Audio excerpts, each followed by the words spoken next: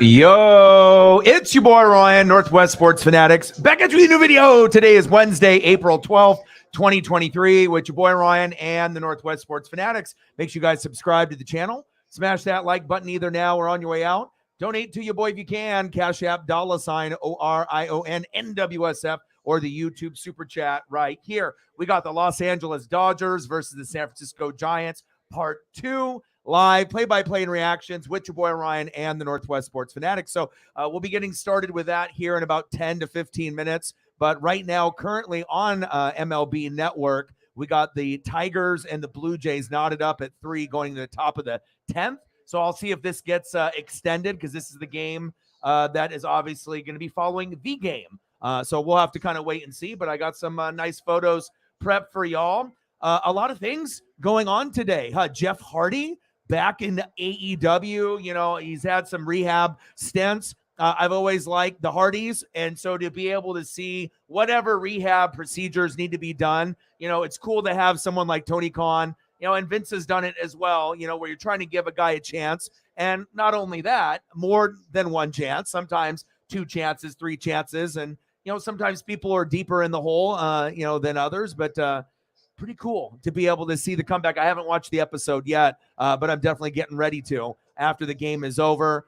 Heard it was actually really good, and normally Dynamite is pretty good on Wednesdays with Raw and SmackDown. If they're going to be led by Vince, there'll probably be a little bit of a drop-off, but Jeff Hardy is back. Good baseball today. Mariners won, and it was really cool to be able to see my guy, Jared Kelenic.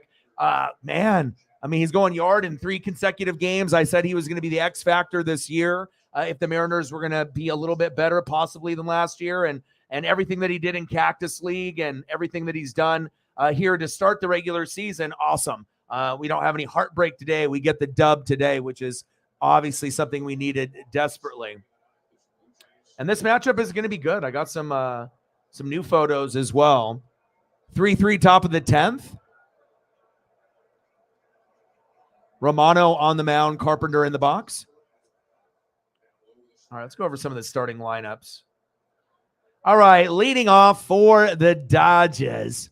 I actually tried calling my dad, but I don't know. He's probably getting everything prepped. So leading off for the Dodgers, right fielder Mookie Betts. Batting second, first baseman Freddie Freeman. Batting third, catcher Will Smith.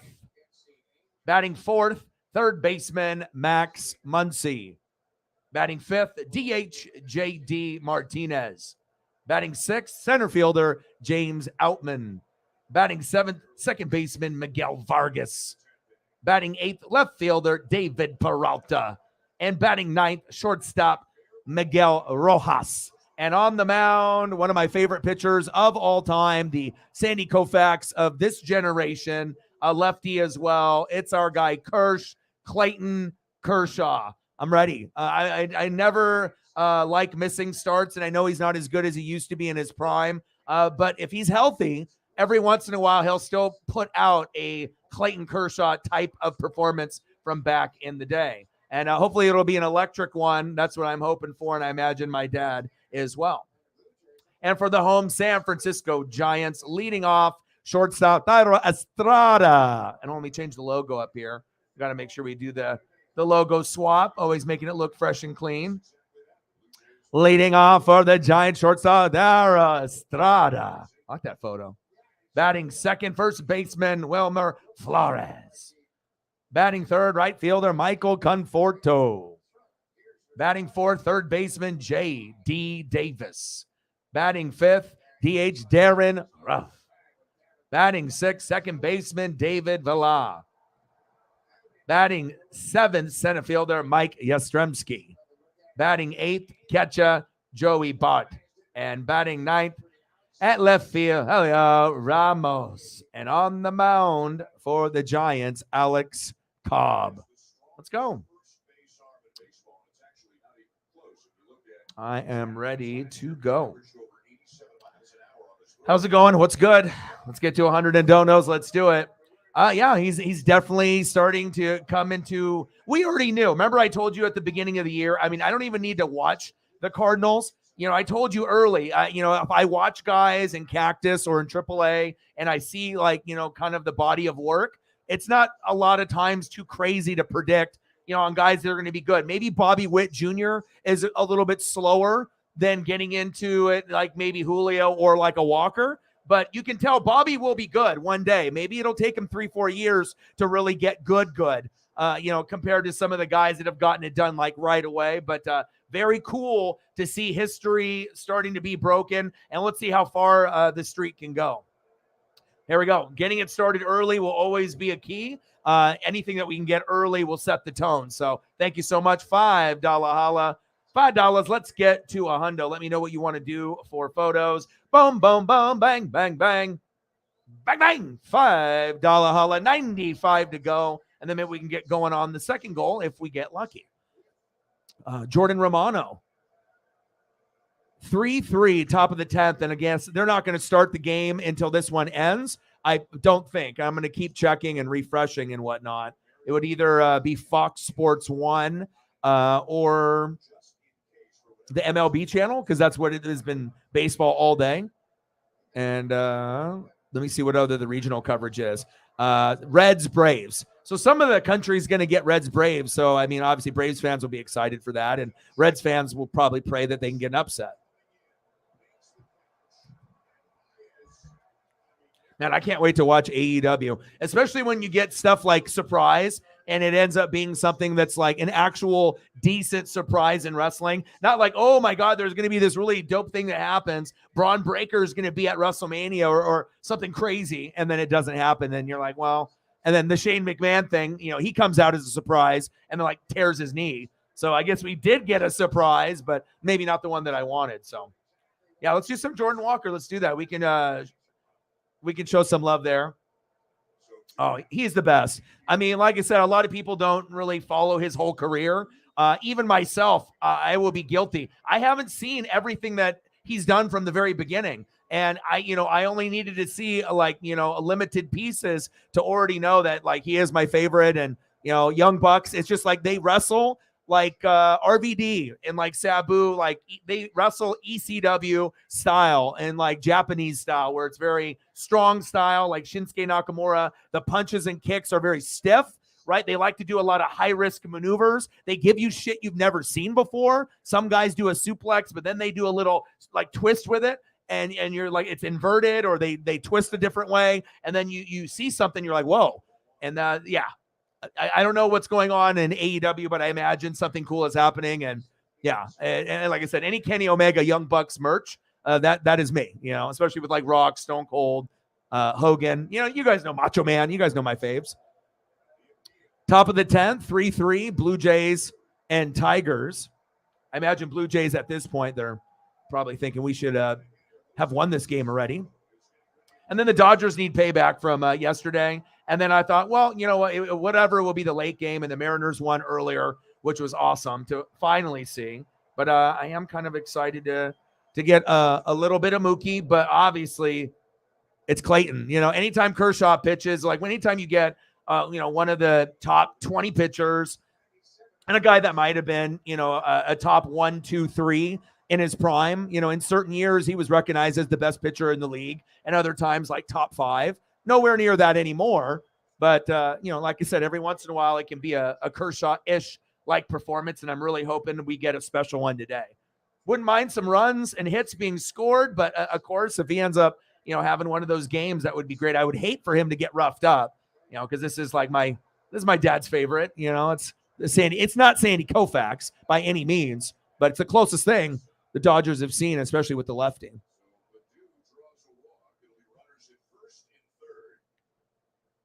All right, let's get some Jordan Walker going.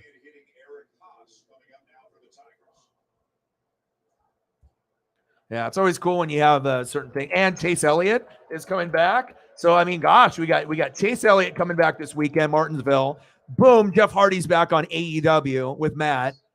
Awesome games tonight. Let's go. Cardinals won, Mariners won. Hey, that's good news, right? Hell, everyone else has been winning. How about us? It's not like it kind of sucks because we were like really supposed to be good, like out of the gates. And then the last thing we want to do is like come out of the gates and look like shit. You know, it's like we already know we're probably going to be playoff teams, but you don't want to come out the way that we have where you're like, fuck, pitching. And like, what the fuck, GM? Like, spend money. Like, oh, you know, our DH sucks. Pitching sucks. Like, you know, at least half the lineup is hitting now, and Kelenic is proving the haters wrong. I kept telling Reflect. Remember, Sarah? You know, some people hate Kelenic. They don't like him. And I said, you know, if he's dominating in Cactus, I know a lot of people want to trade him, trade bait. But I had a funny feeling that maybe the hitting wouldn't be that good. And, you know, you got Julio France and you got Suarez and Big Dumper, Cal Raleigh. But what about everyone else? So, you know, you got to stick with guys, you know, especially if they have potential or if they've shown you potential. And I was like, you know, I like him. I really do. I really, really like Kelenic. And now, I mean, he's got the longest home run at Wrigley in StatCast in like the last 8 years, triple decker, 400 plus feet, homered in 3 consecutive games in a row. And, definitely batting above 300. I have to actually look to see what the official batting average is now after what he did today. I'm actually going to look. But pretty cool to see a guy, you know, and like I said, I get it. I mean, you want to be able to trade a guy when there's value still there. But this is a guy we cannot afford to trade. This is a guy we need to keep on the roster. And it's cool that he's proven the doubters wrong. Maybe the haters, but the doubters. And I know Reflect, you know, is probably like, well, maybe we still need to get rid of him. But I like his attitude. He doesn't have a bad one. He's a team player, maybe had some mental health shit, you know, got sent down, lost a little confidence, and he's literally batting second highest on the team to Ty France. 351. Ty France is 357. So, fucking A, man. You know what I mean? It's going to be like that. I mean, if you're going to be on this level, I'll take it. And it was great to get a win. Bottom line, Teoscar, I see you as well. And then hopefully the Dodgers can get a dub as well. All right, let's get some Jordan Walker action. We got to get the proper Cardinal logo up here too. See, it's lucky I've been, you know, putting in you know, that time, and so it's like if you know, I've had to make space and, you know, delete stuff to keep stuff as primary, and you know, obviously the transparents are huge because it brings everything together. It's like we already knew things looked cool before. But then just to see that, you know, logo or name of your favorite team, your favorite player matched up, you know, it just feels like it's always been there and that's how it's supposed to be. And it is, you know, it just makes it look so smooth, man. And he looks like Greg Oden, you know, it's like he's got the Greg Oden effect where he's like supposed to be like not too old in his 20s, but like looks like he's like 30 something already, even when guys get out of college, you know. But he's got the power and the mind and the frame of a professional ball player. You know, anytime you get a guy that's like 6'4", 250 or something, you know, something of that nature, you're like, okay, well, if he can hit and play defense, that could be some, you know, superstar shit where it could really develop into something really special. You know, after you have guys leave, like Yadier Molina and Albert Pujols, you need new guys to step up. And how exciting is it to be able to get a guy that actually can go yard and like this and make plays? And so it's like he not only is just like a guy on the team, he ends up being one of your favorite, you know, within the guys of like, you know, Nolan Arenado and Paul Goldschmidt. I mean, I imagine a lot of Cardinal fans, Walker is probably their third favorite, or maybe for some, they're his favorite because he's the guy like within the system. You know, they didn't trade for these guys to come over. It's a homegrown, you know, talent that you either drafted or came up through your farm. And when you get guys that come up through the farm or you draft instead of guys coming in free agency, it means fucking more. You know, ask any true fan, you know, especially in like baseball, you know, football. I mean, you can love guys like, you know, Tom Brady came over, Gronk came over, right? That's awesome.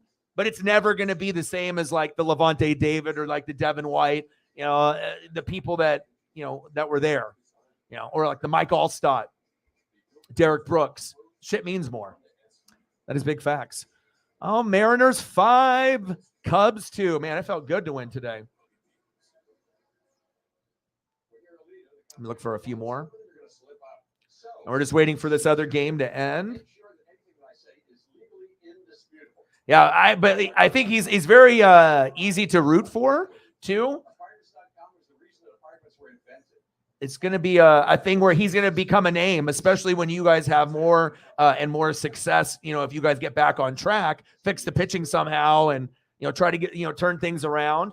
And the better the team does, and the better obviously he does, making history with consecutive hits and doing those big things. Hey, minor league player of the year, yeah. Well, if you're minor league player of the year and then you go to the Cardinals, guess what? You're probably going to be pretty fucking good. Probably get rookie of the year. I'm rooting for him. It's like I have certain people, that have teams, and you want your friends and your fam you want them to win. Fucking A, sports is hard enough, so a little extra juju won't hurt. In the good kind. To be able to get the good sports karma. So.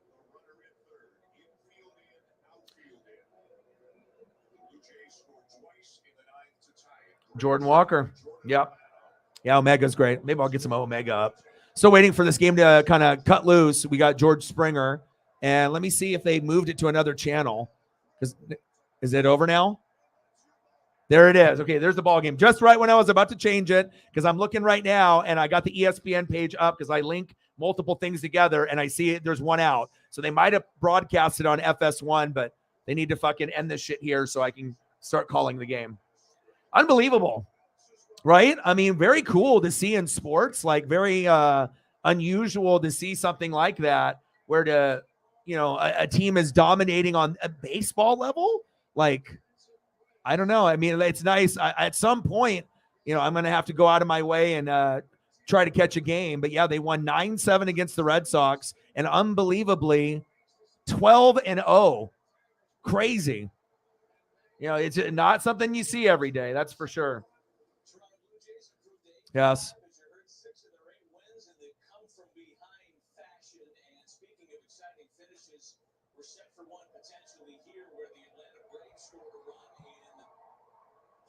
I know, draft is crazy. Oh, it's Judas.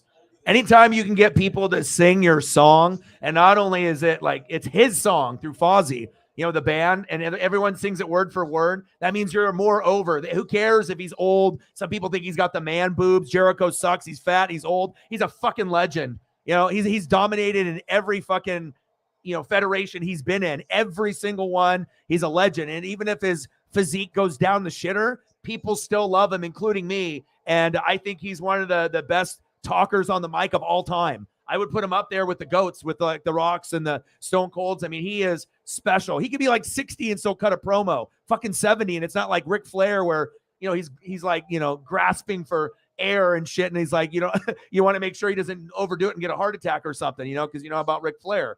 But man, crazy stuff. Crazy stuff. And yeah, I can't wait to see what his stuff is involved on Dynamite as well.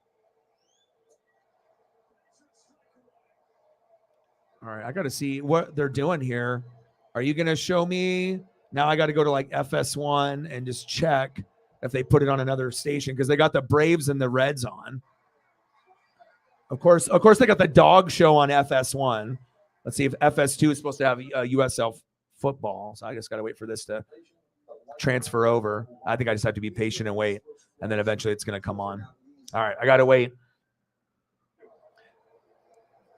Morgan in the building. How are you? Yeah. There we go. Oh, I got to check to see how many that we are. Let me see what we are behind.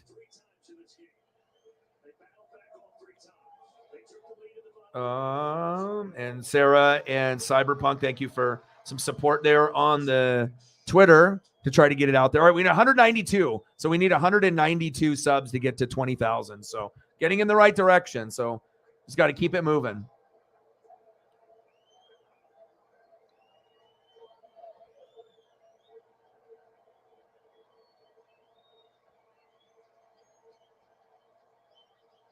Yeah, I go to games when I can.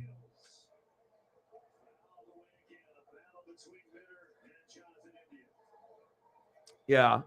I didn't go, but like I said, they know me down there. Like I said, I usually try to go a few times a year, and usually, try to represent to the fullest, with the gloves and the chain and the unique custom jerseys, and usually try to get behind the duck bench. And I've been going for over 20 plus years. So It's a great time, but I didn't get a chance to go, recently, just with like the COVID and everything. That kind of put a spin on it and whatnot. But yeah, I plan on definitely, if I'm not doing the games live here, yeah, I'll be there for sure. It's not even going to a game, it's an experience. Like if you ever go to an Oregon game, like, how they say, football is bigger in Texas, everything's bigger in Texas, but Texas football for like high school and junior high, like it just means more. And obviously in the SEC and the Big Ten, we know they love football too, right? We get it. They usually dominate us, but Oregon is an experience. Like if you're going to go anywhere on the West Coast and get a vibe, and it's definitely Oregon. I mean, USC is, got the tradition, but they're going to be going to the Big Ten. But I just think the fans, I mean, we could be, dog shit and be like 1 in 10, but you're still going to bring that energy and fire. The tailgating is top notch. The people are top notch. The passion is always there. And it's just cool. It's like family, any person that's a part of a big family. It's like, you go somewhere and you get 50 to 100,000 people loving the same shit that you do. I mean, who wouldn't want to be there? So yeah, that's awesome. Salvador in the building. What to do? I'm waiting for this Dodger game to click over here. For whatever reason, they haven't. It's top of the first, 2 outs. Cobb on the mound, JD Martinez in the box.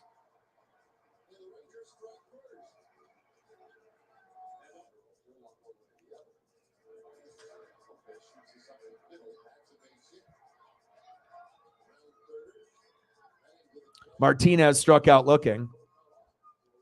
All right, they're going to the bottom of the first.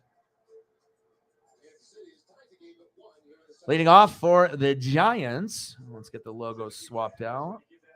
Makes it just put together so much better. Shortstop, Dauro Estrada.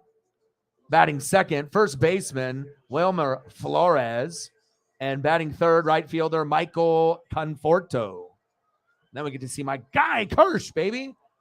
My dad's been a fan of the Dodgers since the 50s. So anything Dodgers, it's not like one of these bandwagon things. There are a lot of fans of Dodgers. I mean, Dodger fans travel well. I know a lot of people don't like the Dodger fans or Dodgers just because they win a lot. It's kind of like Yankees and people get annoyed. At least it's not as bad as Houston. And it's like cheating. At least when they win legit, and you can't hate on a franchise that travels well.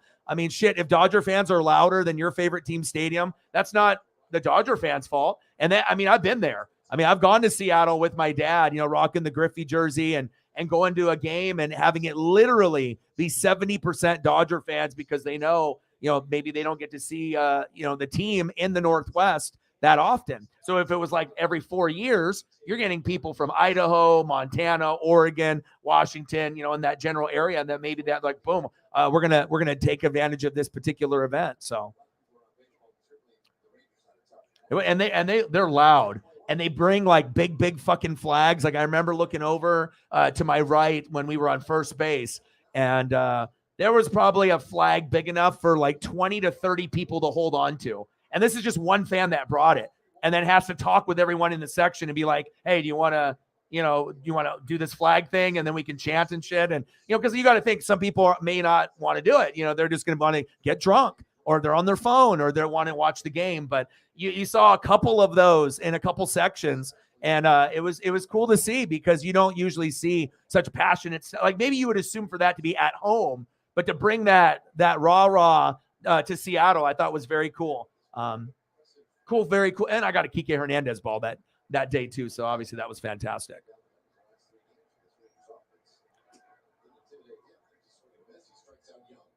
All right, I think I got to wait 3 more minutes here, unless are you going to pull me out of this? Single to right by Estrada. Hey, how about we go to the game? There we go. How about we go here? Kershaw, baby. Let's go. All right, I called my dad, and like I said, figured he was getting everything set up. Dodgers haven't been as good as I think a lot of people thought, when you start off like 500 or right at that number. Same thing with the Giants, 5-6. I mean, I don't think that's too crazy, but you wouldn't think the Dodgers would be just 6-6. And, same thing with like Mariners and Cardinals. Like some teams are doing amazing. Tampa Bay, wow, who would have thought, right? But then a lot of these teams, our favorite teams, if you're a Mariner fan or a Cardinal fan or a Dodger fan, you're kind of like, what the fuck is going on here? Pitch is high, 2-1 count. Oh, baby, this is awesome. This is my first Kershaw game on the channel, and I'm always going to do Mariners first, but Dodgers will always be second for my dad since he's been a fan of the 50s. Never misses a game. I mean, if we're talking Northwest Sports Fanatics, think about anyone you know, anybody you know in your family or friend group that actually watches every fucking game of your team in baseball. I mean, NFL commitment is one thing. NBA commitment is another because it's 82 plus playoffs, right? You know, if you're doing 10 to 20 college football or NFL, I mean, anybody can do that. But once you start getting in the 80 range and then you double that and it's 162 plus playoffs, that is fucking a lot of love and dedication. So when we talk about Northwest Sports Fanatics, I mean, it runs in the blood. It's not just me, it's my dad as well. So nice big swing and a miss. Kershaw pulls up another strike, 2-2 count. Let's go, baby.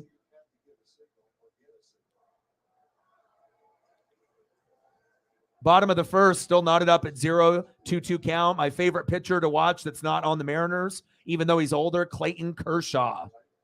And obviously for my dad, you know, if it wasn't that connection, yeah, I probably would have other pitchers that I could say as like number one. But you guys know how it goes, you know, when you have things in the friend or family circle, and you know, it runs deep, you know.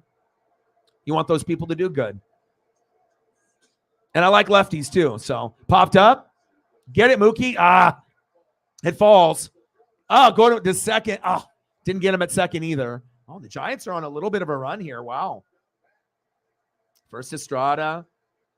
Flores. Great base running by Estrada. Fire photo too. It's like sometimes when you you're going through and it's like, I'm always going to try to find new and everything, that comes to each stream. But obviously, if you get half the lineup is different from last night. So I'm kind of surprised. Like, we'll see how the lineup goes throughout the game. But the Dodger lineup is essentially the same with one or two swaps, which is, usually pretty typical. But the half of the lineup for the Giants today compared to last night. So far, it's working. First pitch strike by Kershaw. Give it to him, baby. Let's go.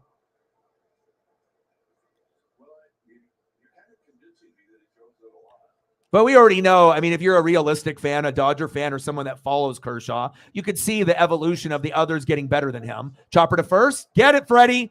2. First base, he was safe.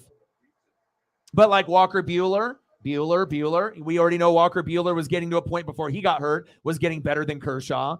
You saw what like Gonsolin and Anderson did, right? And then you saw Urias and then, Big Red, Dustin May. So they got guys. So it's like Kershaw doesn't even need to be the guy anymore. He can be the third or fourth guy, but just don't be the third or fourth guy that fucks up. Don't be a fucking Robbie Ray or a Marco, for my Mariners. Be better than a Robbie Ray. And I think Kershaw most of the time will be. And Kershaw's a Hall of Famer, like first ballot. So you just want to see guys as they get older not fall off. Like you're going to get a drop off, but not like a dramatic, drop off where it's like embarrassing. You want guys that keep it moving. Runners on the corners. Bottom of the first, one away. Popped back foul. J.D. Davis in the box.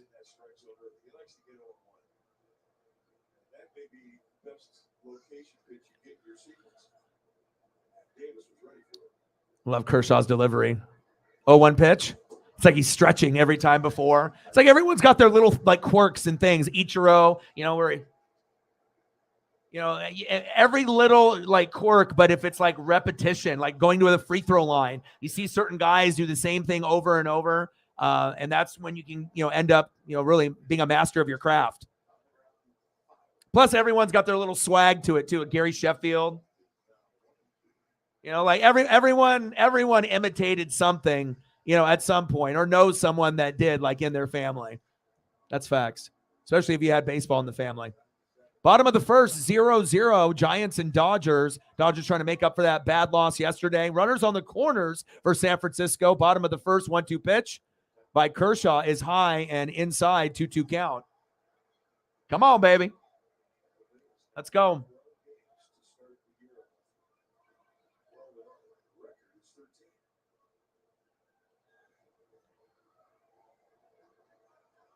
2-2 pitch by Kershaw. Chopper foul. And I'll get you some more photos of Jordan Walker or some other things, or Kenny Omega, like when we get into the break. But yeah, it sounds like AEW was good. Fucking A, Chase Elliott back for Napa know-how, right? Martinsville. Chase Elliott, you looking to watch NASCAR? Maybe you are, maybe you're not. If you want to be able to fall in love with a particular team and driver that's actually worth watching, like a Jeff Gordon, Jimmy Johnson type of guy, that's Chase.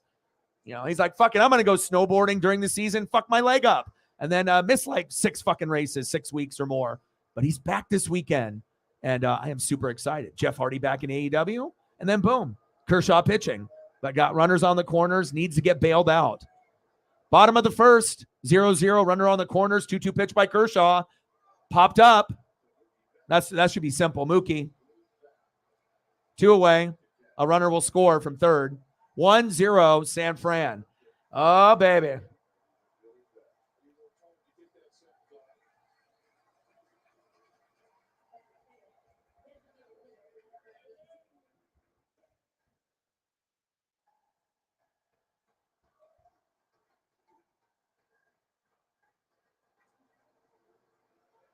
Nice job by JD there. Get the sacrifice. Next up, DH Darren Ruff. First pitch at the ankles. Come on, Kershaw. Salvador in the building. Morgan in the building. Brittany in the building. Napa know-how. Napa know-how. I was like, you're the first person I messaged. I was like, all right. As soon as I saw it, I was like, there's a few people that love, the NASCAR. Some people don't care for it, but if you're a fan of like football and wrestling, we do everything here on the channel. And as soon as I saw it, I'm like, boop. I was like, first person. It's like Brittany. I was like, she might know. Maybe, she's busy, doing Brittany things. Brittany does Brittany things. So busy girl. But we both have the love for the Chase Elliott. So saw the news, got excited, messaged, a couple people back and forth. We got the little, Napa know-how. We got excited, and hopefully he doesn't injure it, though. That's me and Brittany's concern. I'm like, oh, shit, you're back. But what happens if you're only like 50% and you lied to him and you're like, I'm 90. And they're like, fuck it, get out there, Chase. We need a win for the Napa team, right? The Napa team actually has been done pretty good by his backup, but we'll see. And then Jeff Hardy back, AEW. It's a good day. Kershaw, 1-0 Giants. Bottom of the first, 2 away. Runner at first. 1-2 pitch. Oh, shit, that was connected. Back. God, no, off the wall. Oh, my God, that was almost a homer by inches. Fuck, another 2-0 Giants. God, they are just raking. Darren? What the fuck is Darren thinking?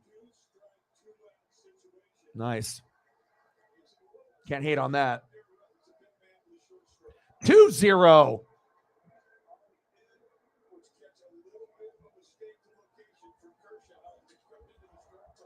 And I think, I don't know if it's true if NASCAR numbers are down because Chase was injured. Because I think if you're true NASCAR, you're going to watch, together. But I do imagine there are some people that were like, I'm not watching until he comes back. Like if you're just incredibly hardcore Chase Elliott fan. But I mean, if you love the sport, you're going to kind of want to keep up with everything else. But obviously watching the Napa car without him in it, the guy's probably not going to win the race. But his backup actually has had some top 5, top 10 finishes. So it's not like he's been a total bust either.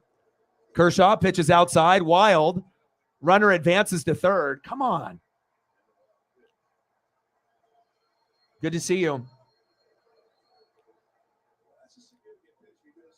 I saw that.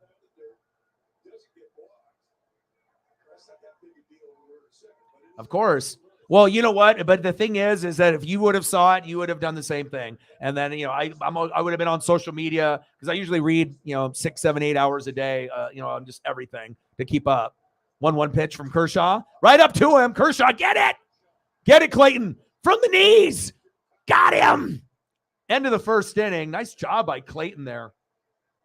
Let's go. You got to be able to take advantage of, those balls that are hit right back at you. Just put some effort, dive for it, throw it off the knees or one knee off your back, whatever. But he got him at first. Let's go. Next up for the Dodgers in the top of the second. And let me adjust this real quick. Horrible to be able to get down already like this, but it's baseball. It's probably the most unpredictable sport that's out there. Leading off for the Dodgers, center fielder James Outman. Batting second in the order, second baseman Miguel Vargas. And batting third, left fielder David Peralta. Let's go.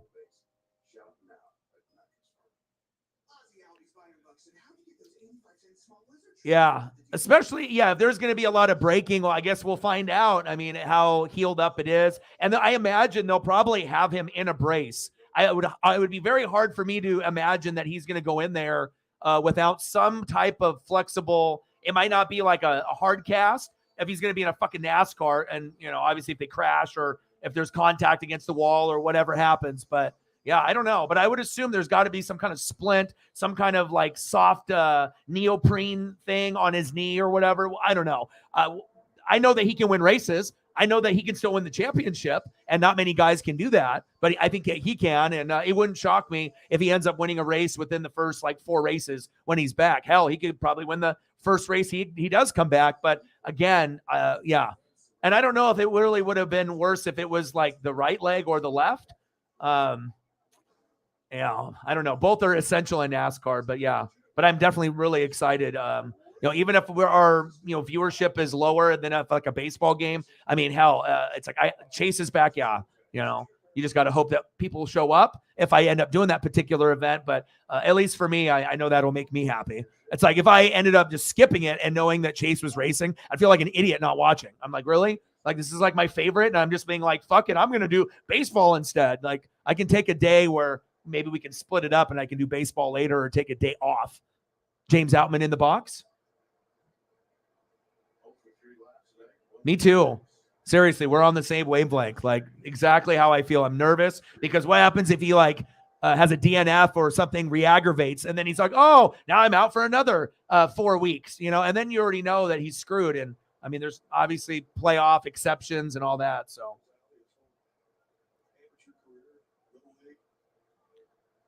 see, you're that demographic that I'm talking about. You're the one that just hasn't cared, which I don't blame you. You know what I mean? Especially if it's like your favorite's not there. It's like, why am I watching? It's not the product that is what makes me want to watch, this particular sport. So big swing and a miss, 3-2 count on Outman.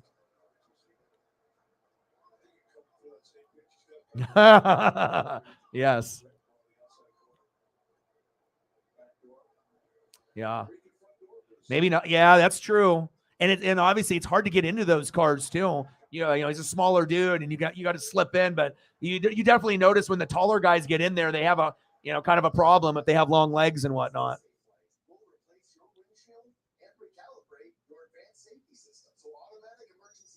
Exactly.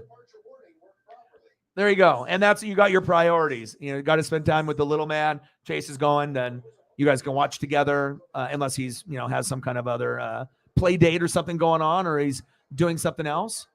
But you get them started on the Monster Jam and the NASCAR and that stuff early. That'll stick with them for the rest of their life. It's going to be awesome for him growing up. Already got to experience quite a bit, it sounds like. Vargas, 0-1 pitch. Inside, 1-1 count. Top of the second, 2-0 Giants.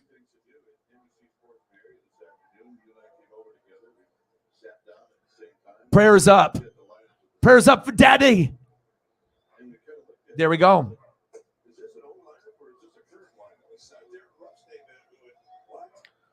Jonathan said 6.5 is the play.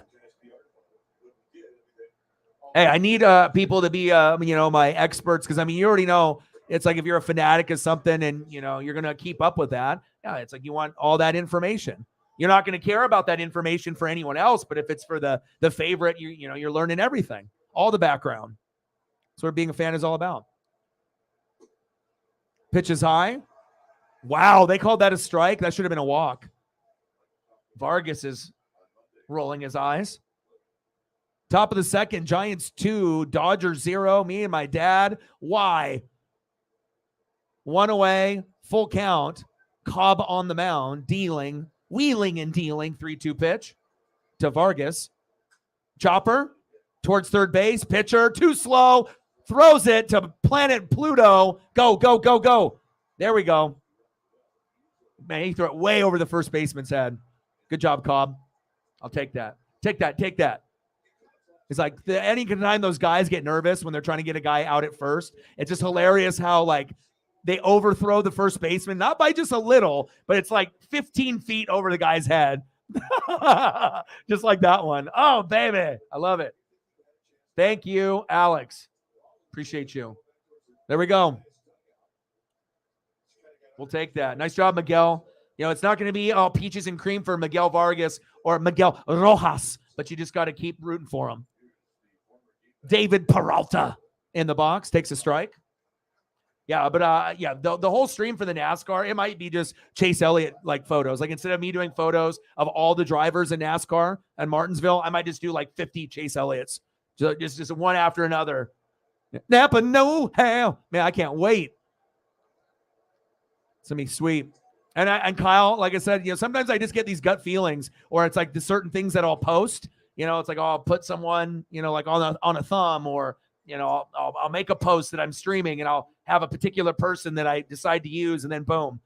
You know, I already knew Kyle was going to win too. You could already feel it. Like he was getting so close. Anytime you finish second, third, fourth, you know, you can always have an outside finish here and there. But when you're like, you're teetering on a win, you can, and you're a legend already. Like you already know how many second place finishes and like really close calls before you actually, you know, get that first one out. You know, you pop the cherry, you get rid of that feeling of, oh, I need to get that first one under the belt. Popped up for Peralta, 2 away. Does he tag up and go to third? No, he doesn't.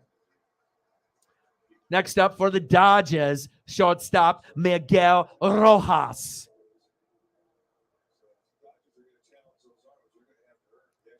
I got the life savings on the Dodgers over here.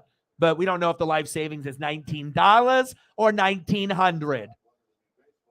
Miguel Rojas batting 150, OBP at 227, slugging 200. And guess what? No homers or ribbies. Not good. But maybe he can change that today. Top of the second, 2 outs, down by 2 runs. Runner at second. Let's go. Chopper, right to the first baseman. He bobbles it, and he's out. Damn. Rojas.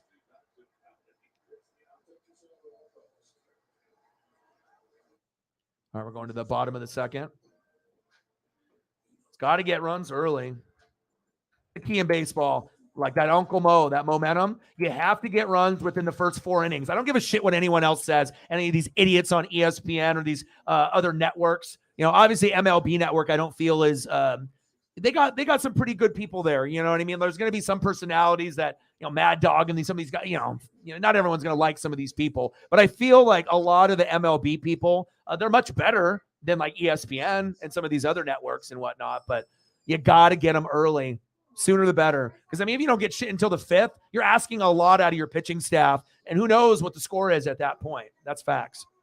All right, let's take a look to see who is up in the bottom of the second. Giants up 2-0. Let's get everything loaded. Okay, let's go. We got Kershaw still on the mound, leading off for the San Francisco Giants. Center fielder Mike Yastrzemski. Batting second, catcher Joey Bott. And anytime it's a catcher, I'm always going to try to throw in a swaggy catcher photo, because anyone that does like a catcher, like, you know, if you're going to be doing the game, I mean, why would you do it batting? Show them in the gear. You know, they don't get that. They don't get to flex and show off as much as they need to. Catchers, underrated. And batting third in the lineup, left fielder, hell yeah, Ramos. He says, oh yeah, what's for dinner? I'm ready for dinner. Let's go, Ramos. We need to make sure we get a stop here. Let's go, Kershaw. Bring it, baby. Kershaw's got 3 photos. Special.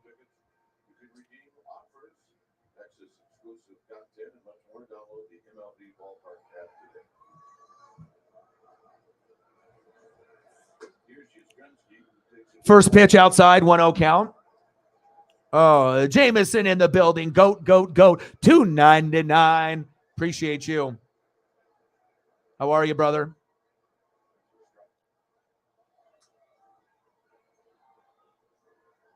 You know it.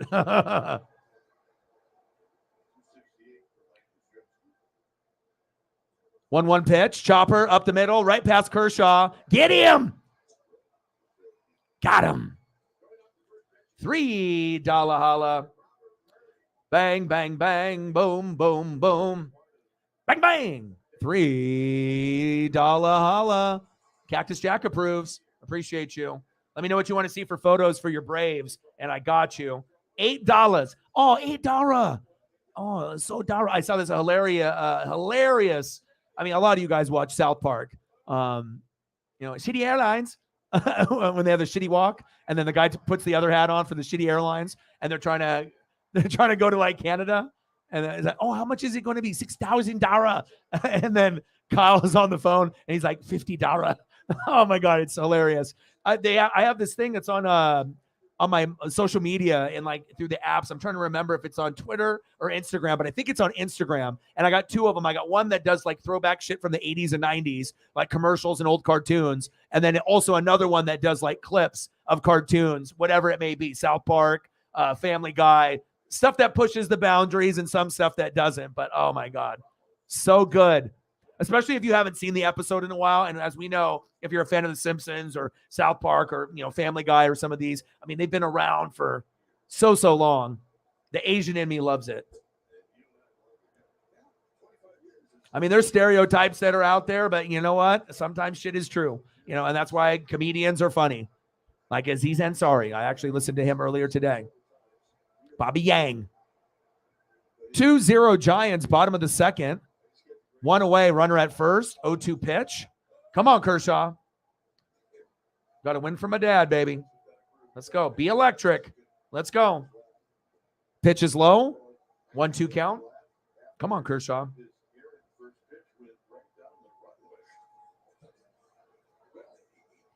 He put a broom to the Reds. He swept them away.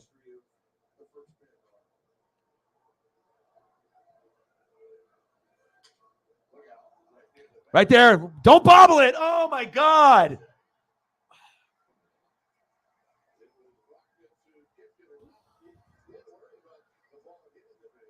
Vargas. Why, brother? He bobbled it. Right over the head, too. I mean, if Kershaw didn't get scared there. Oh, my gosh. So many, like, sloppy plays. He said, I'll be buying super chats and beverage service. Super chats and beer, he says. Bottom of the second, 2-0 Giants. Runners at first and second. Come on, baby. It's Kershaw. You already know.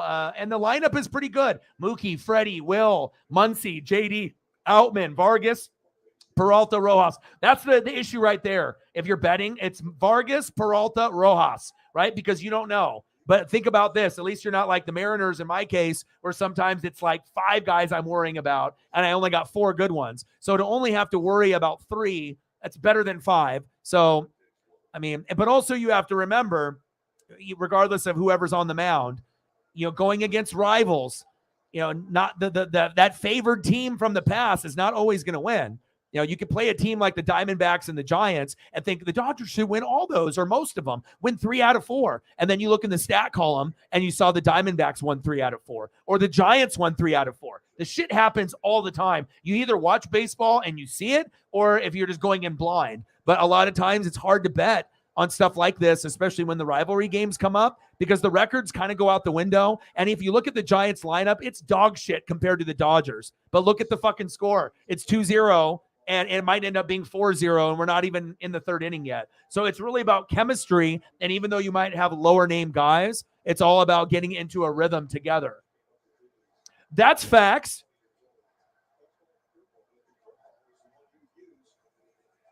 Estrada, 2-1 pitch.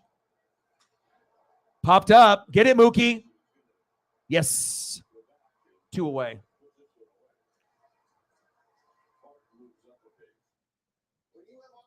Next up, first baseman Wilmer Flores.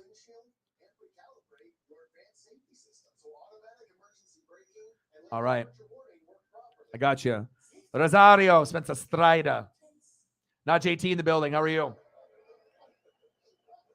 Yeah, you do. And you know it too when you watch the Braves. Like when you have games where you have errors or when you see plays that are just like, you know, that normally you make the play and people are like, oh, it's not a big deal. Well, it may not be a big deal to you, but when you're watching the game, if there's like no outs and then all of a sudden you got guys on first and second, I mean, maybe the inning could have been ended or maybe you only let them score one. That one little fuck up leads to another fuck up. And then all of a sudden the other team has a 6-run inning and then you're like, fuck my life. And then your life savings is drained. And then there's no super chat and beverages from Jonathan, you know?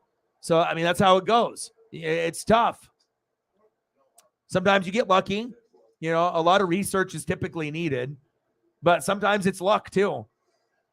Because, I mean, you don't really know what's going to happen after the starter goes out. Are the mid-relievers going to be fire or are they going to be dog shit? You could be up 6-0, right? And then all of a sudden your starter goes out in the 6th, 3 innings to go, and then you lose 7-6. And you're like, what the fuck happened? Happens all the time. I'm a Mariner fan, so I see it all the time. He said, oh, time to pray. That's the, you know, my dad's a Dodger fan since the 50s. That's accurate. But, you know, if you're a Dodger fan, you know, you're going to root for a guy like Kershaw no matter what. And if you think about it, who's going to be known when, you know, people are dead and people are gone? Are really people going to remember Madison Bumgarner, which was excellent in the World Series and was a key part of them and, you know, having an ERA under 1 and just being a psychopath, you know, obviously when he was out there just being fantastic. But as far as career, right, more people are going to remember Kershaw, even if he did fuck up a lot and Bumgarner maybe did own him. But, right, what happened? Kershaw eventually got the ring. And that's really what it comes down to in legacy. The Giants, you know, had the Buster Posey. They had the Mad Bum. They were great. But I feel like Kershaw's legacy is going to be known much more deeper than Mad Bum. Unless you're a Giant fan. Then you're never going to let people never forget, which is fine, right? But also, too, you got the biggest cheater on planet Earth in Barry Bonds. So if you're a Giant fan on that end, that's not good. So it's like you got the Buster Posey, you got the Mad Bum, but you also got the biggest cheater, and that's representing your team forever. So, touche. Mic drop. 3-0 Giants. All I know is that if I was growing up and I didn't meet Ken Griffey Jr. and I met Barry Bonds and then I found out about Balco and I got his autograph and that shit happened, I would have been devastated as a kid. You know, rookie card, I'd be like, why do I even have this? Like, you know, you want to make sure that your heroes, you know, are people that didn't cheat. And the same thing goes for McGuire, Sosa, Rafael Palmeiro, who I really liked. I mean, it didn't matter what race, you know, religion, you know, wherever you were from, you know, they didn't discriminate with the steroids and the Balco and the drugs and the PEDs. That's facts.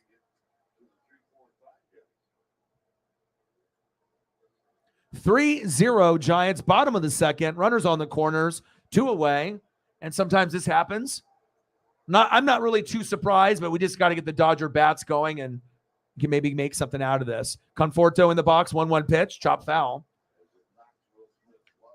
But I think it's a good thing for people to see if they're not familiar and if they do betting, like, you know, if you actually talk to people that are watching the games like on a daily basis and like, even if you're betting, you know, maybe you're not watching, you're just, you know, you're just looking at the lines and doing that. But sometimes you actually got to get full games in, you know, if you are a bettor, because if you're not, your luck will run out really quick.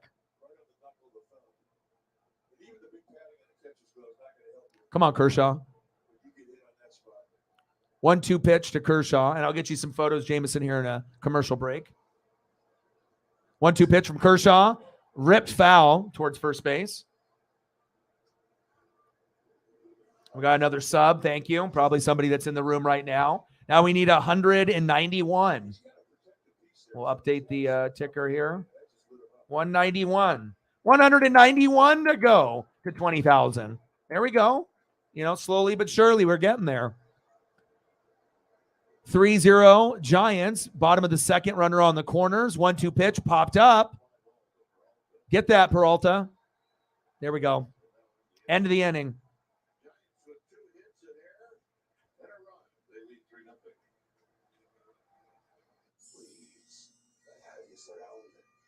All right, let's get some photos up here.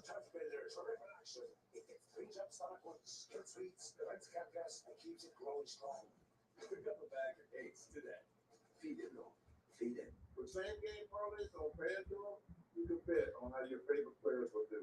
Combine bets on points, rebounds, assists, and more. I wish fans could have bet on. I'm gonna get you a fire Eddie Rosario for my boy Jameson. Appreciate you. Make a donation, get some fire stuff in return. I got to get your Brave logo up here. Boom, baby. I even got the Braves with the tomahawk, and I got the big A with the tomahawk. I got you, brother. And then you wanted a Spencer Strider. I'm jealous of your team, man. You got a lot of nice pieces, young and old. Awesome, dude. All right, let's see here. Spencer Strider.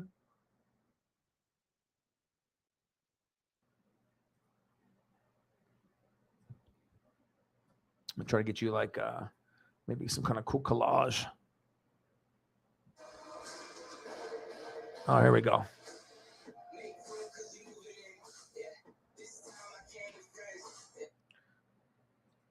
Oh, let's go, baby. That's dope. Strider. 4 images of Strider with the mustache. Mustache for days. Oh, we got another sub. Thank you. Appreciate you. And for all the people that ended up, supporting on the Twitter too. We're live on Twitter for the show as well, and that helps. So anyone that follows me on Twitter and then they like and retweet the live stream, it helps us try to reach out to get more people. Now we're at 190 to go. Thank you for all of that. I appreciate it. Let's make an adjustment here.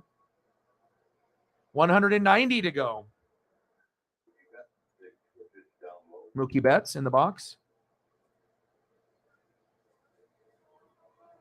That's rolled out to J.D. Davis in the first. He takes a strike. Takes a strike. 1-1 count. Top of the third, Giants 3. Dodgers 0. Come on, baby.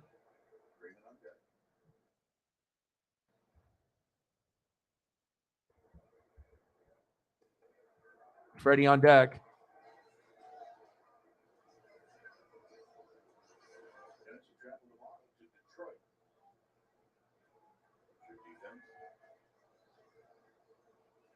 Top of the third, 2-1 pitch from Cobb to Betts. Oh, he hit him. Or did it hit the bat? Oh, that was scary. I was like, holy shit, watch out.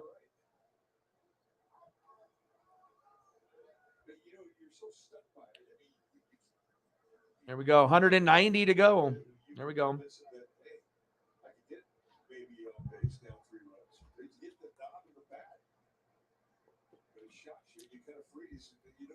Two-two pitch. Outside, 3-2 count.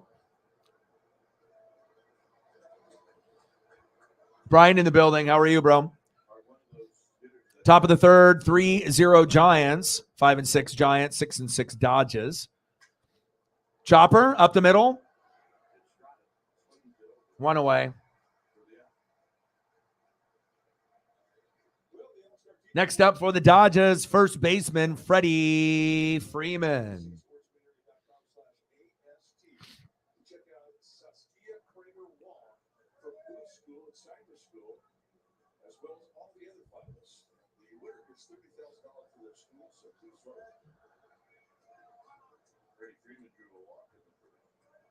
Let's go, Freddie. I love Freddie's stance. First ballot Hall of Famer. Braves fans still wish he was there. Matt Olson's a great replacement. It's a win-win for both organizations at this point. But the lineup definitely doesn't look the same with, no Bellinger or Turner in it. Even though Outman's been better than Bellinger. But it's just weird with no Justin Turner. It's just odd. I'm gonna miss not seeing him with the Dodgers. Freeman, 1-1 pitch. Takes another strike, 1-2 count. Come on, Freddie.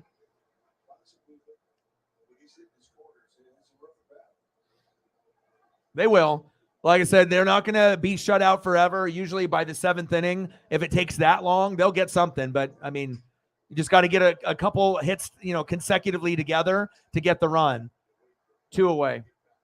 And the run might not start here at the top of the lineup. The, Mookie, Freddie, Will. Like you would assume it would, but it might end up being lower in the lineup. I don't know. I mean, Muncy's either a home run or a strikeout, but it might end up being like here with like JD, Outman, Vargas, maybe somewhere like in there. So we'll see. I hope they can get the run going sooner than later, but you got to give the Giants credit too. But for him, he wants to win money, so he just needs the Dodger win. Now, did you make this bet just based off Kershaw pitching tonight? And you're just like, well, they're going to win. Kershaw's pitching. I would assume a lot of people made the bet that way and, figuring that he's not falling off completely and it's the Dodgers. But again, this isn't a Dodger team that's like 10-2. It's a Dodger team that's 6-6. So if you didn't look at the records, that might have been, 5-6 versus 6-6. I mean, it could go either way. And right now it's not going LA's way. But I wouldn't give up on them yet. But yesterday they got spanked, so I know they're motivated to kind of, get the dub back. Cobb, 0-2 pitch to Smith. Outside, 1-2 count.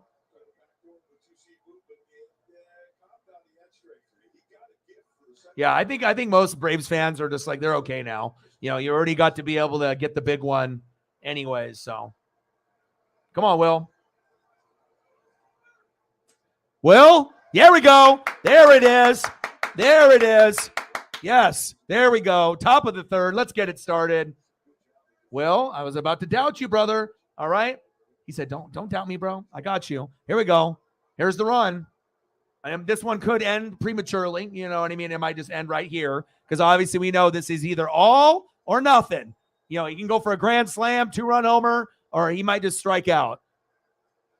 Come on, Muncy. Muncy can always get single, double, triple as well. But, I mean, sometimes he just is in that mode where the only thing that is on his mind is I'm going yard. Like, out of anyone in the lineup, no one is like that but him. So it's like I think pitchers kind of know that. So they can kind of bait him with shitty pitches and they can get him out a lot. Or just know that he'll, chase or strike out, pop up. Or, strikeouts looking. That too. But when he goes yard, he goes yard. And it's usually pretty impactful, where he's winning the game or it's a grand slam or he's like the player of the game. So he's got that impact in him as well. Let's go, Mad Max. Chopper. Oh, that's it. Well, at least it was a positive direction. At least you got two guys in a row to do something. All right, going to the bottom of the third.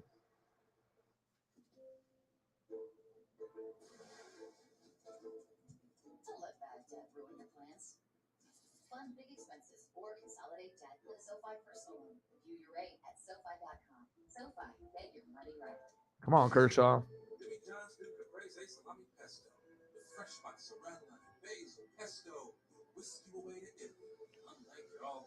This is Jonathan before the game. He's like, I'm going to bet everything on LA. I didn't do any research, but fuck it. $400 on the Dodgers. And then now it's the middle of the third inning and you're down 3-0. And you're like, ah! Is that accurate? Hey, still can turn it around, man. You can go back to this. You just got to be able to get at least a run by the seventh inning. That's going to be the magic number with the Dodgers. You got to get at least one by the seventh. Then you know that they're going to, you would want it sooner than that. But at the very latest, you got to make sure that you're limiting the damage, stopping the bleeding. Otherwise, this bitch will be over in the fifth. Could happen. All right, let's see who is up for the Giants.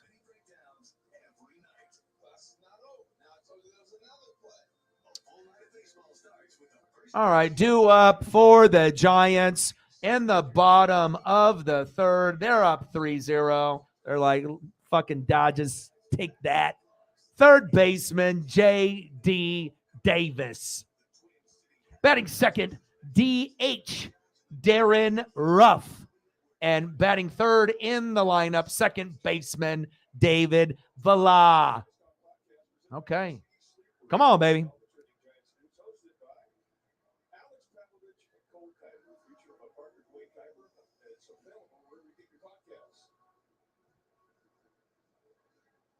Absolutely, I watched the game. You know it, dude. Come on, bro. You know I did. And like I said, we've had guys like Reflect and a few other fans that, that didn't like him. They wanted him out of there, right?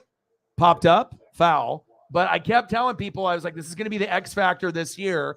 It was the longest homer there since StatCast, so since like 2016, and 3 homers in a row. So Jared Kelenic, you the fucking man, bro. That was awesome to see.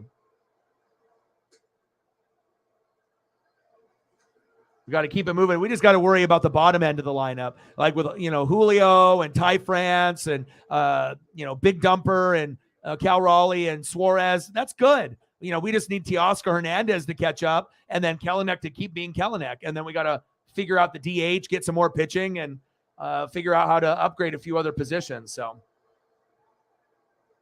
he said all the slips. Bottom of the third, 1-2 pitch from Kershaw. Outside, 2-2 count. Come on, baby.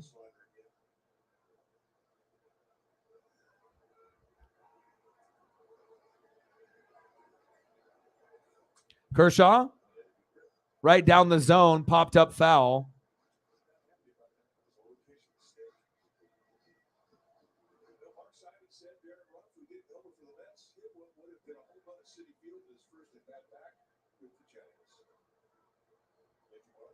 Two-two pitch. Pitch is low and in the dirt. Full count. 3-2. Oh, bottom of the third. 3-0 Giants. Come on. I can't be doing so many games where all the Mariner games I do and Dodger games that they lose. They got to be able to get dubs. Big swing and a miss. Struck him out. There we go. Kirsch. There we go. First strikeout of the day for Clayton Kershaw. That's already when you know that it's probably not going the way that you want, because usually if he's having an on day, right, he's got his first strikeout within the first batter or the first, couple in the first inning, not the third inning where he gets his first. So, and that obviously, if you look at the score, Kershaw didn't get his first strikeout to the third. What's the score? 3-0. Doesn't surprise anyone.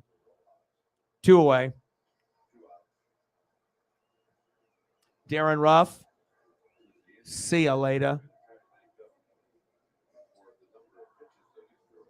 Next up, second baseman, David Villa.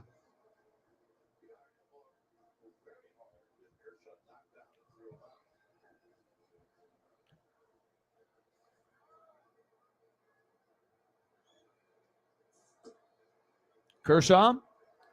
0-1 count. Nice strike. Let's go, baby.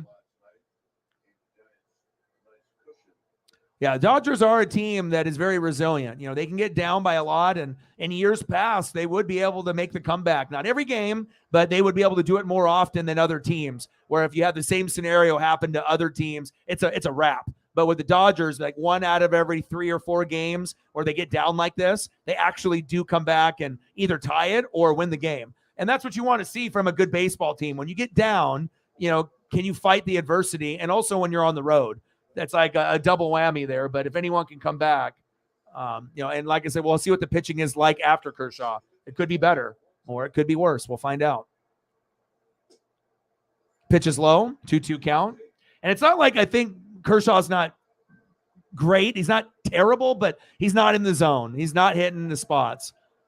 And that's fucking evident in the 3-0 score. Chopper. And anytime he does get a really good strike, instead of striking him out, the hitters are fighting him off or getting hits off of that pitch that he usually strikes guys out on.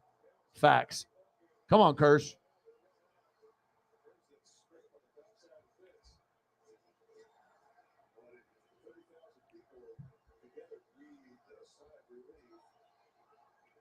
was awesome to see Shep and Chief Will Chief come through yesterday. I don't know if they'll be coming through today. I hope so. Anytime the goats can come through, even if it's for a little bit, always good to talk to them.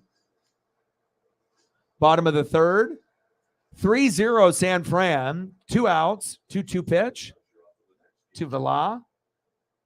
Come on, Dodgers. Come on, Kershaw. 2-2 pitch. Pitch is low. 3-2 count, man. He just doesn't have any velocity. A lot of those pitches are really low in the dirt. And this is on MLB Network if you want to watch along. 3-2 pitch. Got him. Let's go. Second K for Kershaw. Hey, sometimes you start slow, but you pick up steam. It'd be really cool if he could fire off a few more strikeouts here. End of the third inning, 3-0 Giants. Let's get back on the board. Let's go top of the fourth. Sarah, what would you grade AEW's episode tonight on a scale of 1 to 10, like a 9 or a 10? Sounds like it was a pretty damn good episode.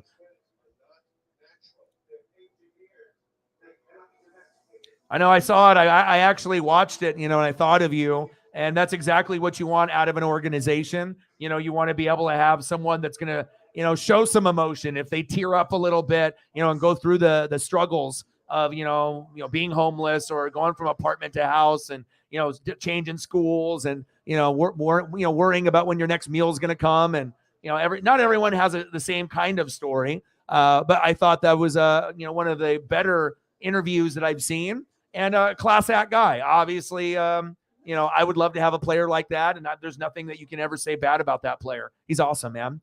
And he's a physical player too. And I wish him the best. And I hope he never gets hurt for you. And hopefully he has a great career and will be in Hall of Fame consideration when his career is over, or, at least be Pro Bowl, all pro, like, have some recognition. We know Hall of Fame is definitely very difficult, but love the player. 8.5 to a 9. Solid. Because Raw and SmackDown really haven't been good. Raw was terrible. SmackDown was like a bunch of rematches. It was like matches, but it didn't really feel like it meant anything. It was just like matches just to have matches with not a lot of storyline, really implications. Like, I know it's early right after WrestleMania, but I don't know. I thought SmackDown was, if Raw was a 0, SmackDown to me was like a 5, maybe a 6. I wasn't really that impressed. I watched it, but it didn't leave me with like, wow, like feelings. So yeah, but very cool interview.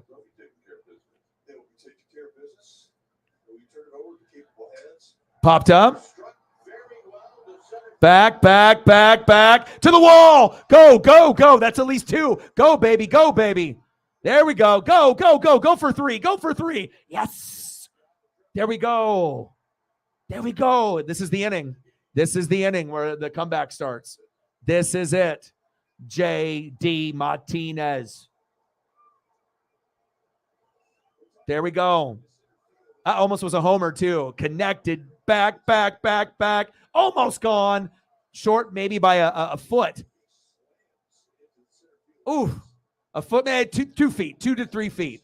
But it bounced off the wall. Obviously, the outfielder couldn't get it. He fell down. And it goes for a leadoff triple. Let's go. Here we go. Next up, center fielder, James Outman. Remember when I told you just like 10 minutes ago that the run might start not at the beginning, but it might start like here? And you got a triple now, and then here. So, I'm not saying I got ESP, but, sometimes that shit happens. You watch a team enough, you can say shit, and the sports god sometimes will make shit happen. Sometimes it's not the high-profile guys that'll get it going, like Betts, Freeman, and Smith. Muncy's a strikeout king, but maybe it's later in the lineup, but the guys have to still be good.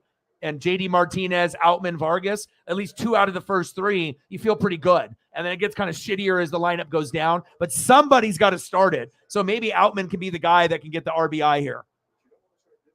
Here we go. Come on, James. Top of the 4th, 3-0 Giants. 1-1 pitch. Yeah, baby. Let's go. Here we go. You talk it, and it happens. There we go, baby. 3-1 Giants. Much better than 3-0. There we go. That's the start of the run. Now, with no outs, can the shitty guys pick it up? Vargas, can you do your role? Peralta, can you do anything? Rojas, can you do anything? And if you get production here, then when Mookie gets up and Freeman and Smith, that'll be a big run. But can they extend the run? A lot of times they can't. But with no outs, you just got to pray the next 3 guys can get on. He's going for a steal. Safe. Woo! James Outman steals second, baby. You feel it? The Uncle Mo? That's the type of shit that happens. Oh, they're going to try to review this to see if he was out? Oh, shit. Let's look at the replay. Look at the camera angle.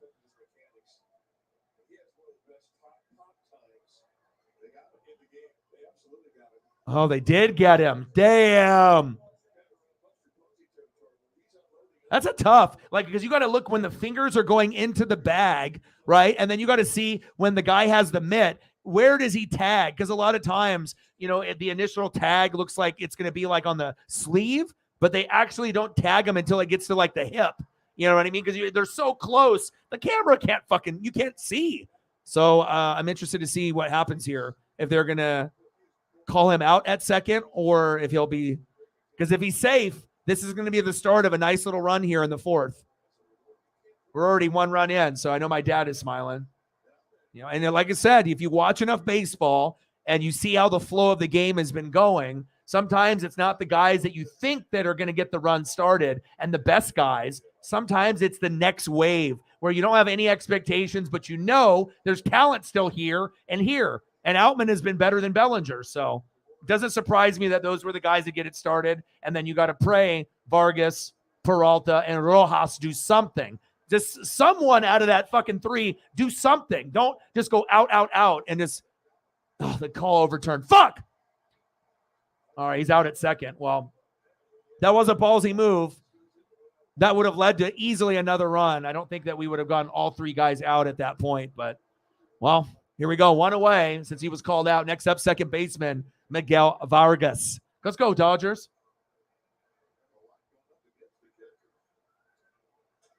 First pitch, strike. Swinging, chopped foul. 0-2 count.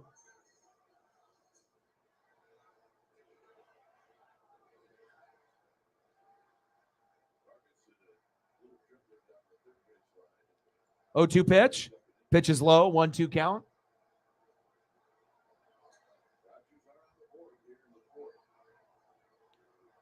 So you got the ESP. I got the ESPN. I mean, I don't know. You can ask a lot of the people that are regulars. I do it on a regular basis. It does creep me out sometimes because sometimes it'll just be something like a thought I'll get, like from the sports gods or whatever, or I'll have a dream, or I'll just think something and I'll just kind of blurt it out and say it. And then literally it happens like very shortly after. It may not be the next play, if like we're watching football, but I don't know. A lot of times, I mean, I have been watching a lot of film and I do read a lot, but still to predict stuff, I mean, it is all about like tendencies. And if you know your team's tendencies or a lot of teams' tendencies, you can, bet and, you can win money, but also you can predict stuff. Some people are better at predicting, but, sometimes it's intuition as well. It's like I didn't watch any hockey last year or NBA, and I was able to predict who was going to win in what game and get an MVP. So, sometimes just keeping up with the sport. You already know most NBA finals end in 6 games. A lot of NHL finals end in 6. So to think a team is going to win in 6 is not that hard to think, but you just got to be able to break down the teams. Popped up, 2 away. Oh, this run is ending. Fuck. Going for that second and that steal and getting caught, that fucking killed the Uncle Mo and that momentum. Next up, left fielder David Peralta. Vargas lines out to center.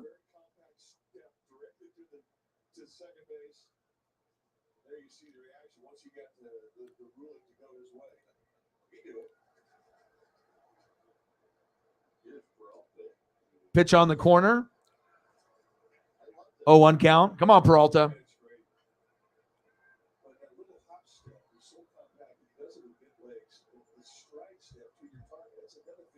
0-1 pitch. Pitch is outside. 1-1 count. Top of the fourth. The Giants 3, Dodgers 1. 2 away. 1-1 count. I see you, Alex. Cobb has been dealing. Chopped foul for Peralta.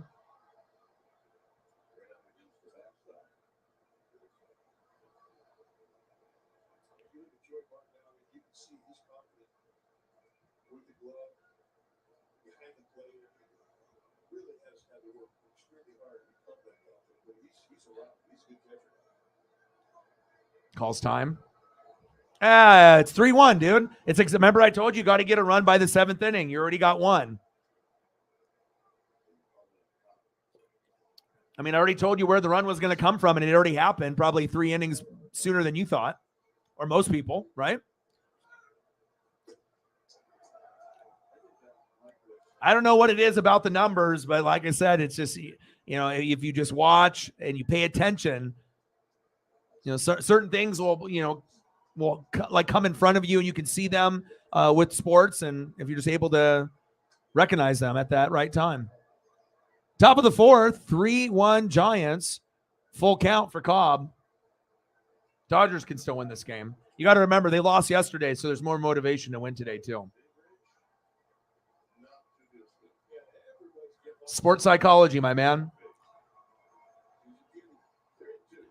3-2 pitch. Popped up, foul.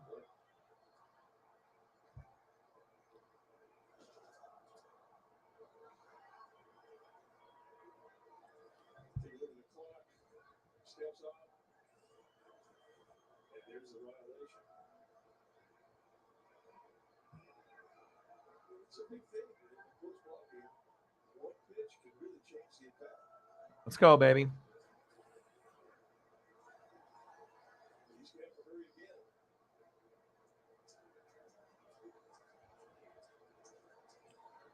Three-two pitch. There we go. Yes, nice hit. Nice little infield single there for David Peralta. That would have scored James from second, but just wasn't the day. Next up, shortstop Miguel Rojas.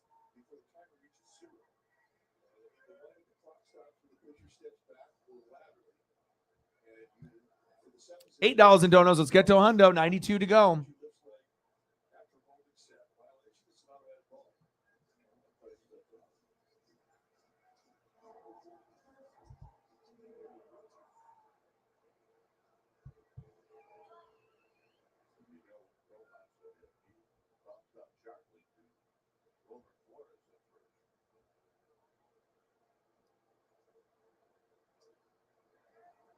Top of the fourth, runner at first. Cobb on pitch 71. Big swing and a miss. 0-1 count. Come on, baby. Let's go, Miguel. Top of the fourth, 2 away, runner at first. Rojas. Cobb with the 0-1 pitch. Outside, 1-1 count.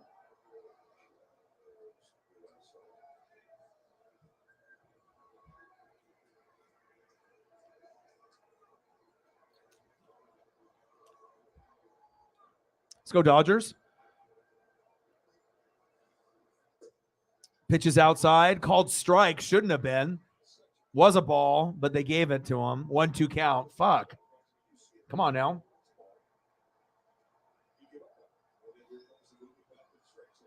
Come on, Rojas. Come on, Miguel. 1-2 pitch. Chopped right to the pitcher, off his leg. Yes. Oh, man, if he just didn't steal, this could be tied right now, 3-3. Now we got runners at first and second. 2 away, top of the fourth, and they might have a pitching change.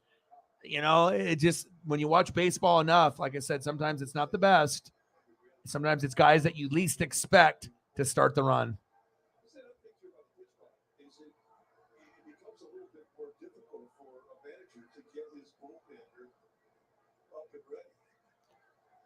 Next up for the Dodgers, right fielder Mookie Betts. And with one swing, the game could be 4-3. Let's go, Mook. Let's go, baby.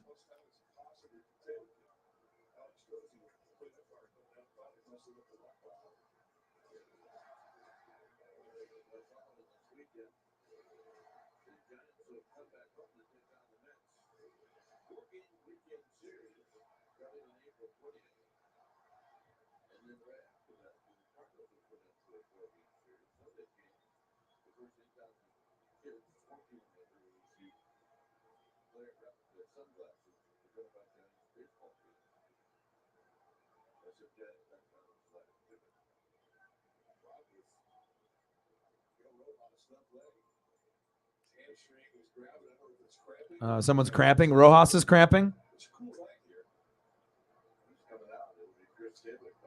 Chris Taylor coming in for Rojas.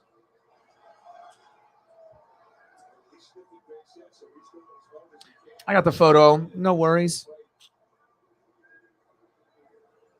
All right, so Chris Taylor coming in for Rojas. Might have a cramp or something going on there. He'll be on the base path there. So it's top of the fourth now. It's a good sign. Top of the fourth, Giants 3, Dodgers 1, runners at first and second, 2 away, and at the plate, Mookie Betts. Let's fucking go. This is the time. Come on, baby.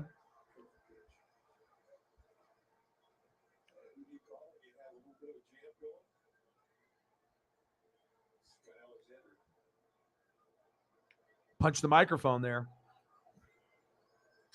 Mookie, drop. Yes, let's go. Let's go. Go, go, go, go, go.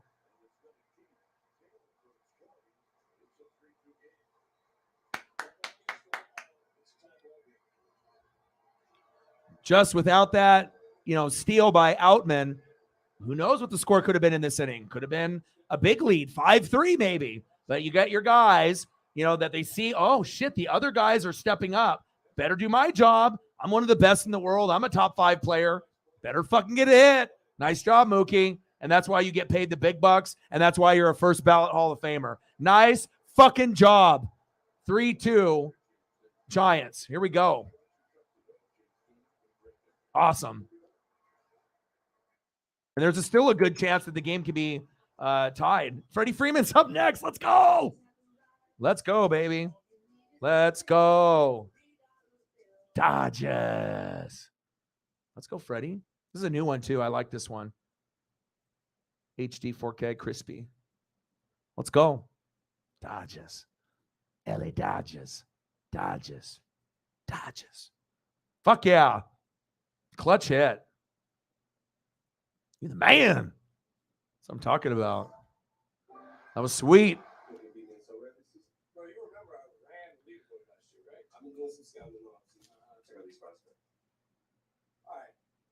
Starting pitcher for an outfielder. What about your one son or Julio Rodriguez? Are you sure about that? Are you trading me? Really? He was your top performer. All right, let me see who they have coming in. All right, we got Freeman. What do we got? Who's coming in? Alexander, I believe, is coming in. Let's see. Is it Scott? Yeah. During Mattress Firm's big spring sale, save up to $500 on ceiling. Plus, in free adjustable bays. Shop now and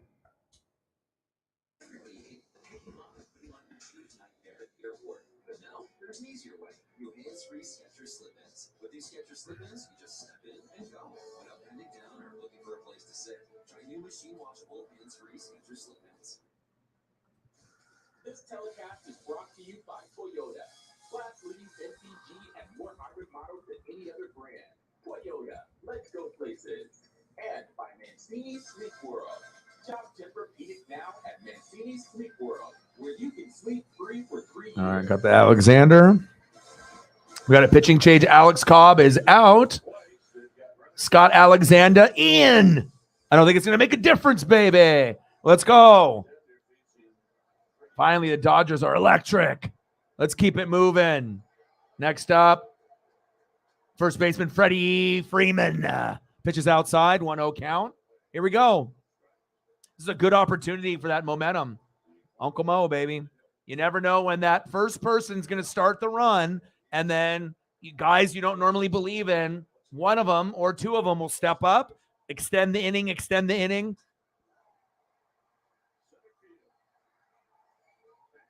Oh!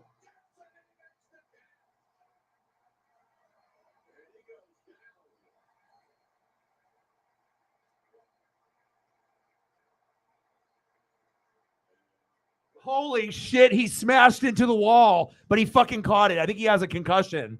Holy shit. That was going to be big. He fucking slammed into the wall like Griffey style. Like he gave his whole head, body, everything into the wall, bounced off the wall, and he didn't lose the ball coming down either. Concentration, gets the ball, and he smashes into the wall. Yeah, right on that left shoulder. Damn. And then the teammates come over, and yeah, we're going to have some kind of timeout now. Oh, shit. Wow. Holy cow. I wasn't expecting that. Well, that was a hell of a play. Hope he's okay. For starters,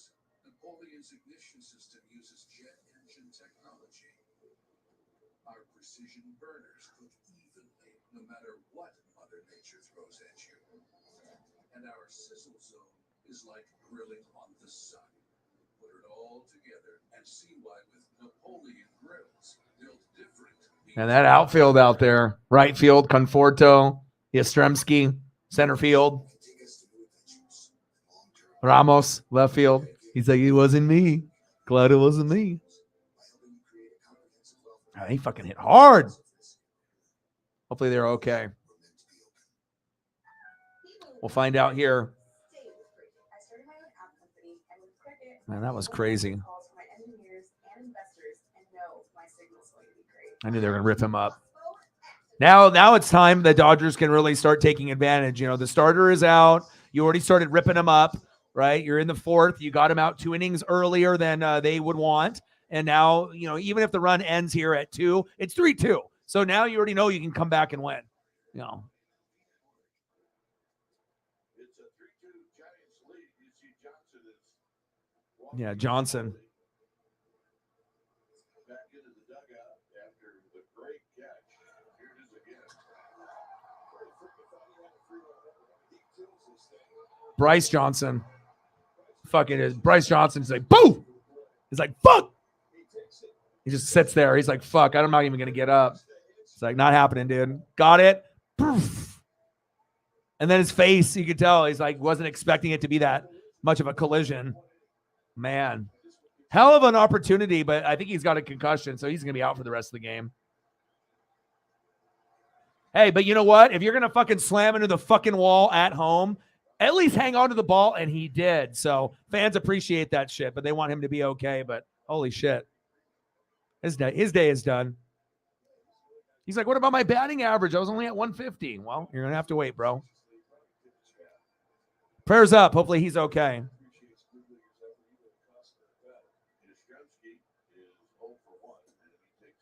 Next up, center fielder Mike Yastrzemski. First pitch strike. 0-1 count. Bottom of the fourth. Giants 3, Dodgers 2.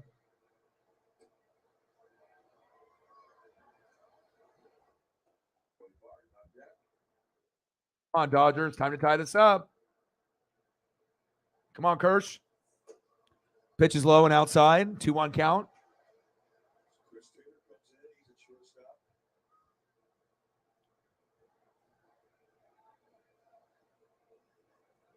Two-one pitch from Kershaw. Popped up. Mookie Betts. 1 away. Nice job, Mookie.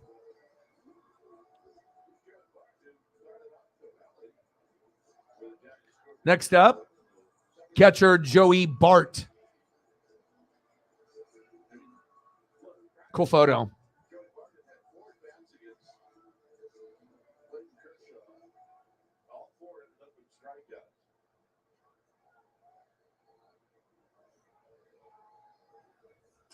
Bart jammed up. 2 away. Next up, left fielder Elio Ramos. Hell of a catch, Jameson. And I'm glad that the Dodgers put up some fucking runs like I did the game last night. And I'm like, come on.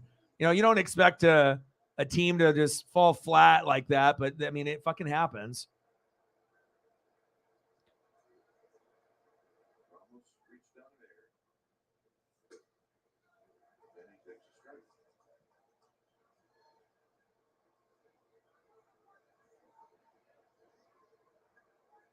Yeah, 5-0 Giants yesterday. Come on. 5-0? 0 for the Dodgers, 0. That's tough. That's a tough one, man.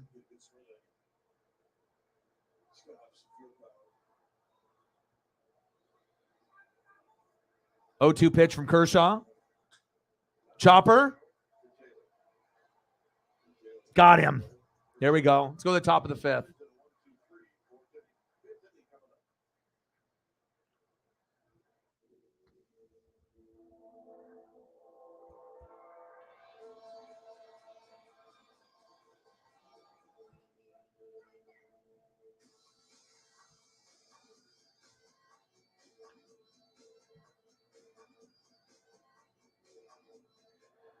All right, let me look at Kershaw's stat line. What do we got? 4 innings pitched, 5 hits, 2 earned runs, only 2 Ks, 3.94 ERA. And back in the day, we used to see Kershaw in the lower 3s, sometimes 2s, sometimes even under 2. So definitely not what he used to be.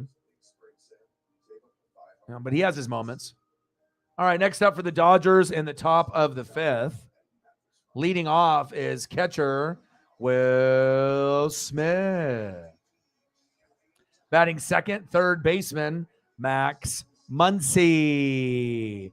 And batting third, DH J.D. Martinez. Let's go.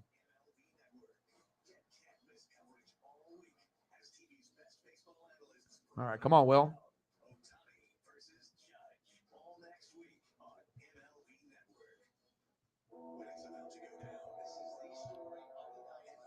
Let's go.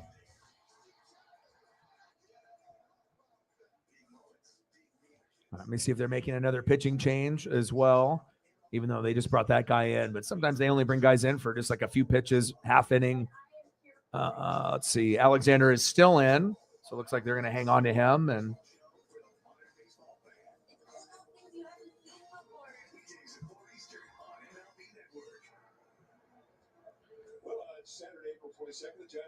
all right, Alexander's still on the mound, I believe. And now at bat, 2 for 2 today, catcher Will Smith. Let's go, Will.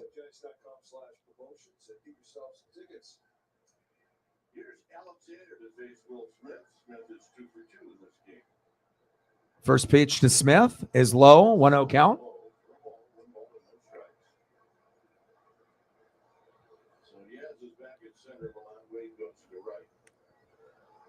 Top of the 5th, Giants 3, Dodgers 2. Good sign. It's a hell of a lot better than 5-0 yesterday. Just need to get another rally going in the next, 2 to 3 innings. You don't want to wait to the very, very end. I mean, I guess if you have to, you have to, and battle it out in the 9th. But I'm happy that they got the runs before the 7th inning. That's always a good sign with the Dodgers and their past history. 2 for 2, 2 singles for Will Smith. Let's keep it moving, man. Let's make it 3 for 3, baby. Will, chopper, 1 away. Next up, third baseman, Mad Max Muncy.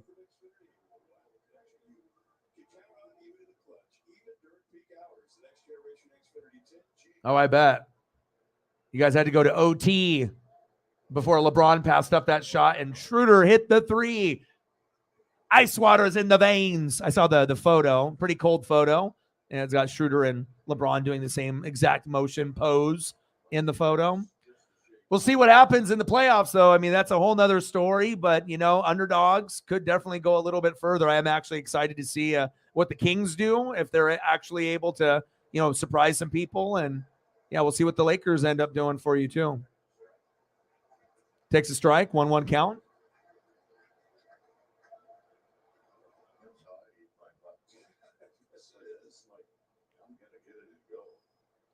Top of the 5th, 3-2 game.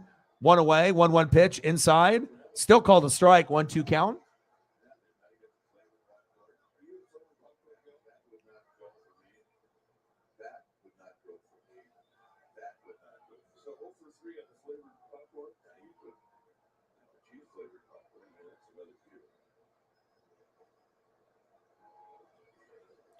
One-two pitch from Alexander. Come on, Mad Max, 0 for 2. Popped up. Foul. Out of play. 1-2 count.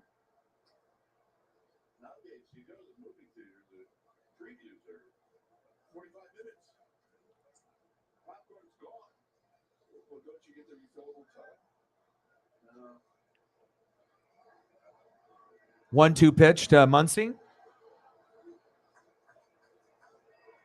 Pitch is low. 2-2 count. Come on, Max. Let's go, baby.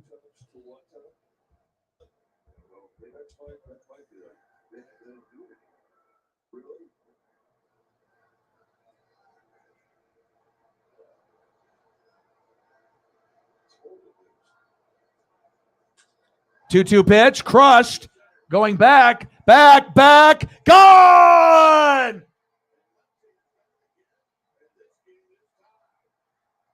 There we go, baby. All or nothing. You're either going to get a fucking home run or you're going to get a strikeout, right? Let's go. Perfect picture, perfect pose. 3-3. We're tied up. Let's go. I'm a good luck charm in sports, let me tell you. The ESP runs deep. Let's go, baby. Top of the fifth. Here we go, baby. Next up, DH JD Martinez. Let's keep it moving. Only one out. This is the inning to be able to kind of make them pay. Let's go.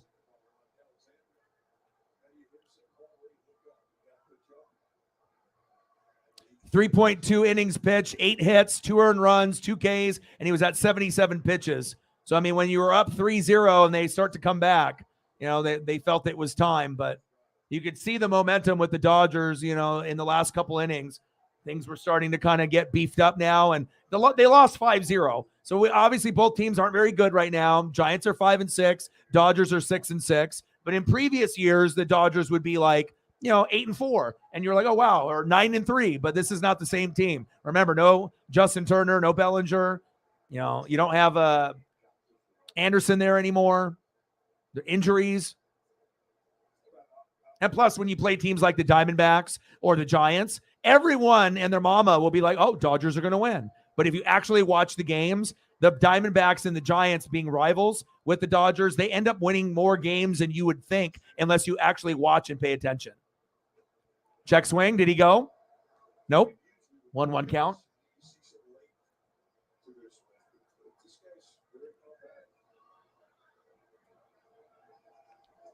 Let's go, James. James is better than Bellinger. Bellinger is a name, but Outman is a better player. Big swing and a miss, 1-2 count. You know, he was above 300. He's a little bit below 300 right now. He's at 286. 1 for 2 today, 1 RBI. I mean, obviously, Belly will do the belly bombs. And, you know, I wish him success with the Cubs, but I think this was the right move for them. I think it's more because, like I said, with Bellinger, he was great in his rookie year. And in the last couple of years after that, he wasn't the same player. It was more like name recognition, except not putting up the stats. And you can only cover for one of your favorites for so long before you have to get critical of them and be like, well, maybe this isn't working. Like maybe we should give our money to someone else. And that's kind of what happened. 1-2 pitch. Pitch is low. 2-2 count. I know my dad likes James. He likes production, consistency.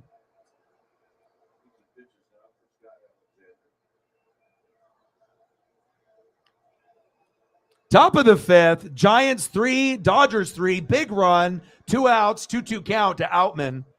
Alexander is in. Pitches outside and low, 3-2 count. He did not go. Get the fuck out of here. Let's go. Come on, baby. Come on, James. You got to maximize the opportunity, especially if you're able to go from 3-0 to 3-1, 3-2 to 3-3. Here we go. Oh, foul. Ooh. He's a great contact hitter. Oh, here's Wade throwing the ball up to a fan. Oh, he dropped it, and then he got it. At least a Giant fan got it there. High fives from his friends. It's like we got 2 Giants and 2 Dodgers. Nice job. It's a memory for life, getting a foul ball or a ball after an inning or a ball like that off a foul. There we go. Yes! Let's go! Let's go! Outman, God, this guy has got great bat movement. He can pull the ball in any direction on the field. Nice fucking job to get yourself over 300 again. James fucking Outman, a reliable center fielder, better than Cody Bellinger. Let's go. But now you get into kind of the shitty part of the lineup with Vargas, Peralta, Rojas, and obviously Rojas got hurt, so on the base path, and then they have Taylor in for him. But you never know. Sometimes it's not the guys at the top of the order, right? But you also have to understand if it's going to be guys in the middle who started the run the first time around with Martinez and Outman. But there is a reality that not every team's back end of lineup is good, and there's a lot of suspect guys that are there. Vargas, 217. Peralta, 179. Rojas, before he got hurt, 182. And Taylor, who's substituting in for him, 0.97. That's not good. You know what I mean? But even guys that are you know, hitting under 200 or even under 100 sometimes can get into a groove.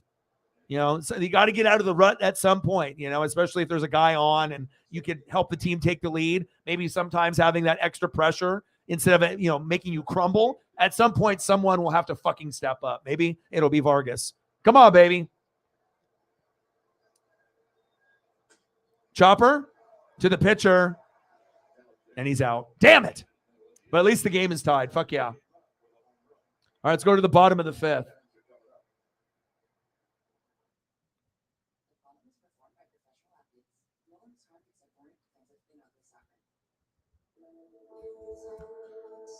Bottom of the fifth, we're tied up 3-3, baby.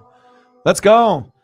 Especially 2 runs by San Francisco in the first and then a 1 run in the second, and it was 3-0. That's a terrible start. And it took them to the 4th inning to get 2 for the Dodgers, and then we got 1 in the 5th. So, they obviously were beating the brakes early, but at the scoreboard point right now, being knotted up at 3, Dodgers, 10 hits, Giants only 5. Both teams have an error, but things have really started to heat up. Next up for the Giants.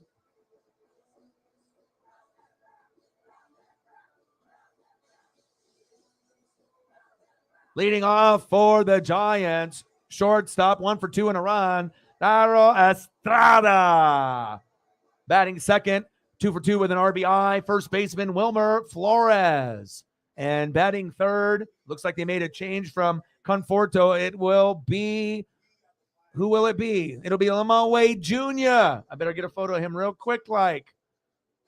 You got to make sure you keep up on this shit, because then sometimes when they go to commercial and if you're just assuming it's the same guys, it's never the same fucking guys. Things always fucking change. They give you no fucking warning, And we got Wade. I got you, man. You ain't going to slip by me, baby. All right, where we got him in the order right there for Conforto. Boom. And I got to move that one out.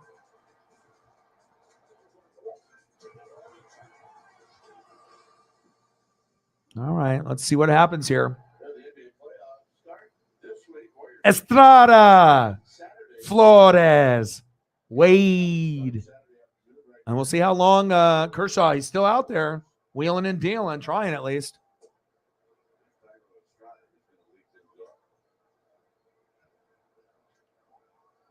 Bottom of the fifth, tied at 3, much better than yesterday's game I streamed when the Giants won 5-0. No, my dad wasn't too happy. I wasn't too happy with that. I mean, if you're going to lose, you're going to lose, but no one wants to get goose egg. I don't give a fuck who they are. Estrada batting .333, 1 homer, 4 ribbies, 1 for 2, a single in the first and a run today. Come on, Kershaw. In the zone, 2-1 count.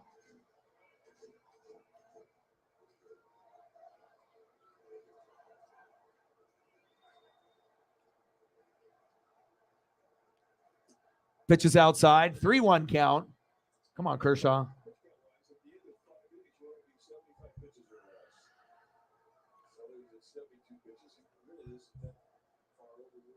3-1 pitch. Right down the middle for a strike, 3-2 count. Let's go, Kersh.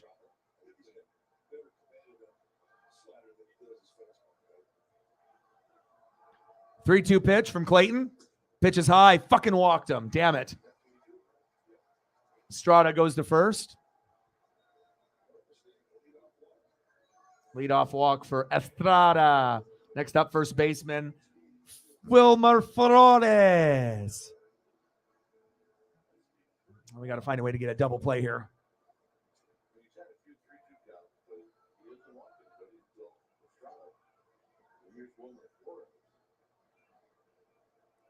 Come on, Kershaw. Finish strong. There we go. Right in the zone. 0-1 count. There we go. Do your best pitching at the end.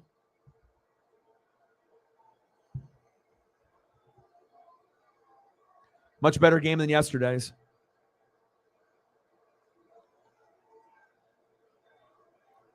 Oh, 1 pitch from Clayton. Popped up. Foul. 0-2 count.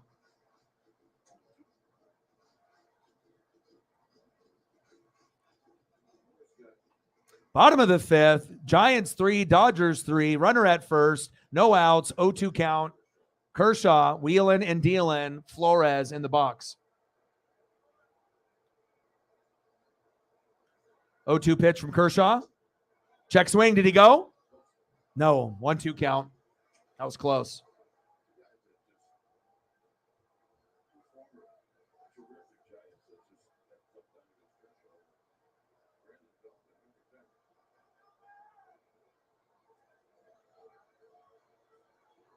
One-two pitch.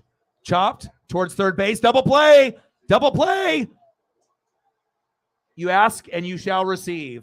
ESP, baby. There we go. I mean, I don't know how many times I got to do it, but, it's just subtle things like that. You have a feeling, you say it, it happens.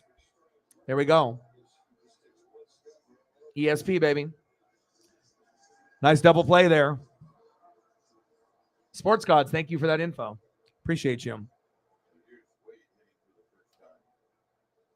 Next up for the Giants, Lamont Wade Jr. Pitch is low, 1-0 count.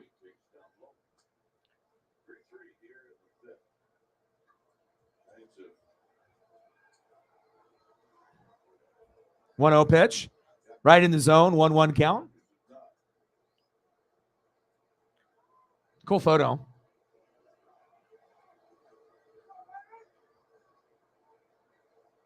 One pitch from Kershaw. Chopped foul. Let's go Dodgers.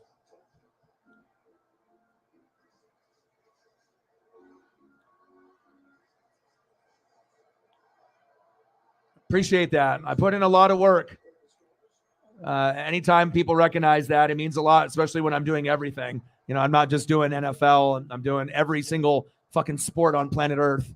And then even doing wrestling and not just WWE or AEW. We're doing NJPW, ROH, NBA, college hoops, NFL, college football, NASCAR, baseball. I mean, there's not really anything that I won't touch. He said, ESP, baby. I mean, usually in a typical 3-hour broadcast, I think I usually have a couple moments a game, every game. You know what I mean? It's not, like I said, sometimes it'll be little subtle things. It's not like, I'm going to predict, the guy's going to get the 3-run homer in the 9th. It's kind of like I watch the game as the flow of the game is going, and then I just kind of have a feeling, and and then sometimes you can end up being right. 1-2 pitch. Pitch is low, 2-2 count. But I did get it right on the head when the run was going to happen, and then right there with that double. Like I said, you got to get those runs early, and you got to get them before the 7th. We're in the bottom of the 5th, and it's tied. So perfect position for the Dodgers with Kershaw not really doing that well today. But the hitters came to play to give him a little backup. ABCD. 1, 2, 3. It's your boy. 3-2 pitch. Kershaw. Corner. That should have been a strike. No strikeout? Come on. He said, damn, that should have been a strikeout. I don't know about that.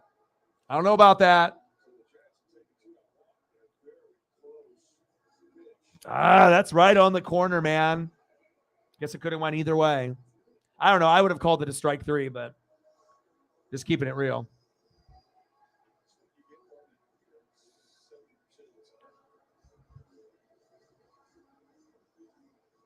And I've become a thumb professional in about a week, so feels good moving forward now. 11 years grinding, 7 years on YouTube. Finally figuring shit out step by step. Come on, Kershaw. Finish strong.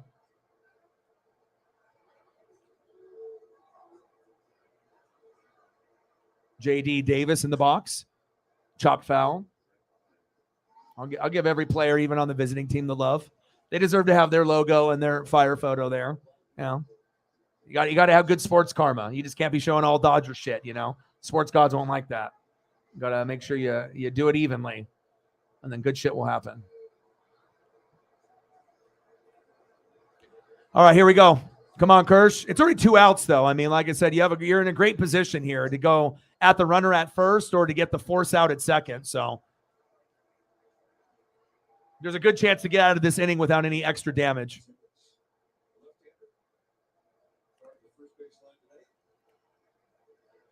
Bottom of the 5th, we're knotted up at 3 after a big lead from the Giants. Struck him out. Take that. There we go. Your boy knows, dude. Come on now. I'll give you those ESP electric moments. Let's go. End of the 5th inning. 3-3. We're knotted up. All right, let's go to the top of the 6th.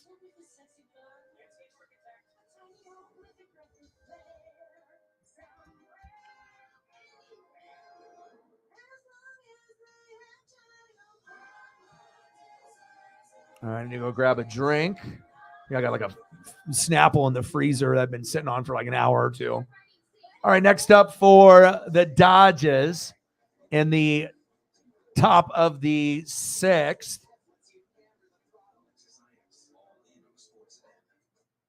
Left fielder David Peralta. And then obviously Miguel Rojas was supposed to be up next, but then he got hurt. So I assume if they had Chris Taylor come in, I don't know if he still will be the guy, but we will find out momentarily. And then it'll go back to Mookie after him, I would assume. So we'll be going David Peralta, left fielder, batting first, 1 for 2 in a run. Shortstop Chris Taylor, batting second. And then right fielder Mookie Betts.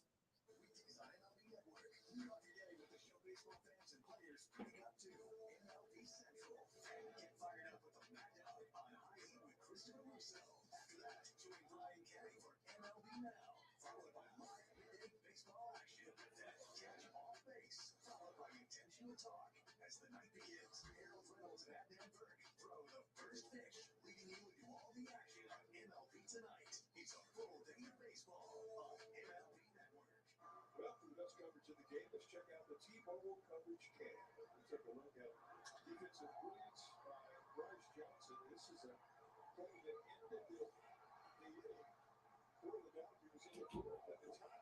It deserved the lead.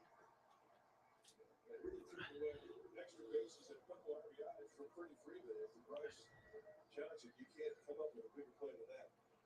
Here's Trace Thompson. Oh, they got Thompson in.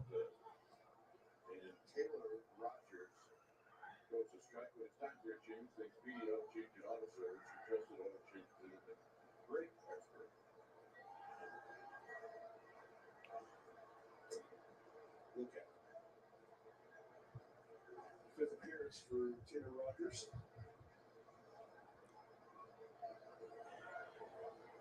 Still looking for the mechanics that gives him a true feel for his release. 1-1 pitch to Trace. Ball low and outside. Low and inside. 2-1 pitch.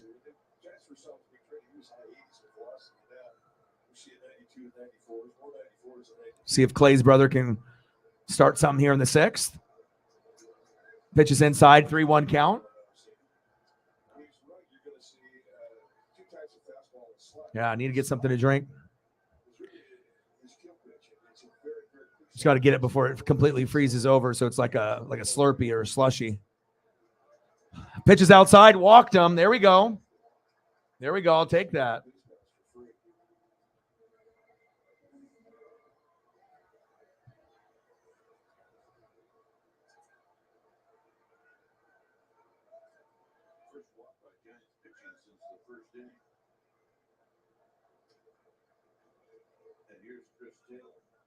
Chris Taylor up next.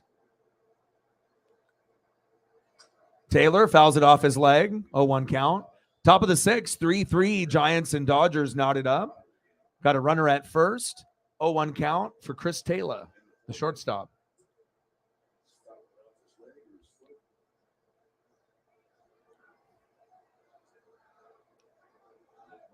.097 average. Let's fucking get that up there, man. Not even batting 100. Let's go, Taylor. Taylor gang. 0-1 pitch. Pitch is high. 1-1 count.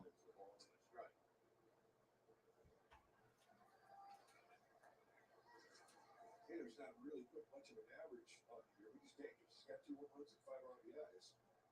Despite hitting under 100. 1-1 pitch. Big swing and a miss. 1-2 count. Come on, Taylor.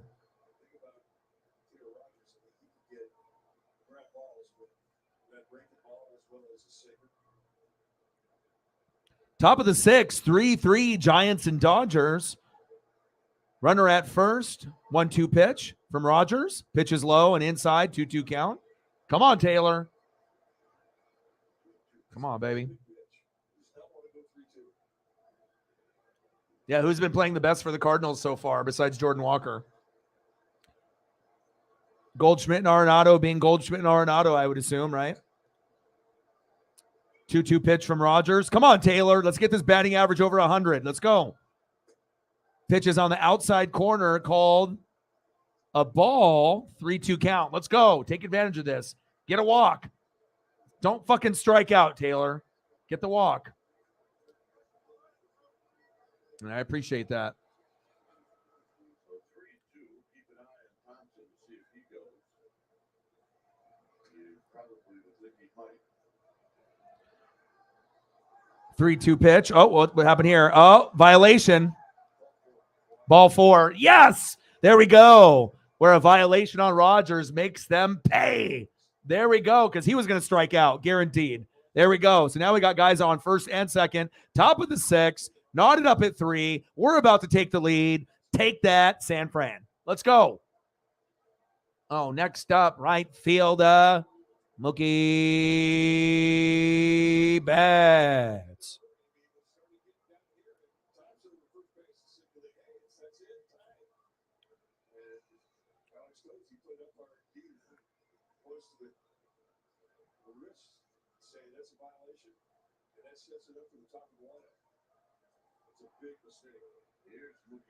Let's go. This is why you get paid the big bucks and you're a top 5, top 10 player. Let's go. You made the first run happen to get the runs, on the board, to get the streak and everything going. You had the first guys with JD Martinez and James Outman, and then you need that guy just to fucking take it all the way. First downs are one thing, but we need touchdowns. You need the big home runs. You need the big RBIs. And Mookie is a big RBI home run king. Let's go.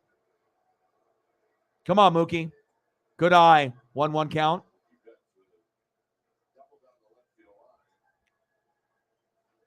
Tyler O'Neill and Gorman. Nice. It's always good when you can get the role players doing big things. 321 average career with runners in scoring position. Let's go. Mookie, good eye. 2-1 count. You ain't going to bait Mookie and Freddie Freeman. Pitchers don't understand, especially if it's not the starters. It's like you think you're going to bait them. You're not going to bait those guys that often. They're very intelligent, very smart hitters. 2-1 pitch. Pitch is outside. 3-1 count. Most hitters would have swung there. He's like, fuck it. I'll make you walk me. I know I can get an RBI and make you pay. But if he gets on and it's bases loaded, maybe we get a little grand salami here. Let's go. But we know Mookie is not afraid to swing. Let's get the RBI here. Let's go. Let's get a double. Pitch is low. Walked him. Let's go. Base is loaded. You speak it. The sports gods listen. They say, hey, let's do that. Let's do that. All right, Freddie, is it time for a grand salami? I mean, best case scenario, for the Giants at this point is you get a double play so you can stop the bleeding. But still, you'll have a run probably come in if that happens, unless you can get just a force out, at home. But this is a beautiful time. You're down 3-0. Doesn't look like, you lost 5-0 yesterday. But since you lost yesterday, there's a little bit of extra, energy and swagger to kind of punch back a little bit, not just fall over and roll over and die. And you fought back. Now it's 3-3. Bases loaded, top of the 6th, no outs. Let's go fucking salami style, baby. But if they were smart, they probably would just walk them, even though that would bring in a run. But the chances of Freddie striking out, maybe popping up or forcing a force out to home. But come on, Freddie, you get paid the big bucks for a reason. Let's go, RBI. Pitch is low. Maybe they'll just walk him. Walk him. 3-0 count. Then it'll just be 4-3 instead of maybe being 7-3. Let's go. And then we got Will Smith after that. Let's go. Let's go. Top of the 6th, knotted up at 3, bases loaded, 3-0 count, no outs. Freddie Freeman. Chopped. Foul. Get that souvenir. Oh, he dropped it. Oh, third bounce. Guy in the Giant jersey. Couldn't believe it. You got to be responsive, man. You go to a baseball game, you got to have your head on a fucking swivel, and you got to act quick, or you're never getting a ball. That's facts. 2-1 pitch to Freeman. Let's go, Freddie. Let's go. Look at that pose. Freddie. His actual pose is one of the best in all of Major League Baseball. Look at every single hitter in every single team, and his stance is not like anyone else's. It's special. And as soon as you see it, it just like looks like it would be out of a textbook. It's just like pure greatness. Let's go. 3-2 pitch.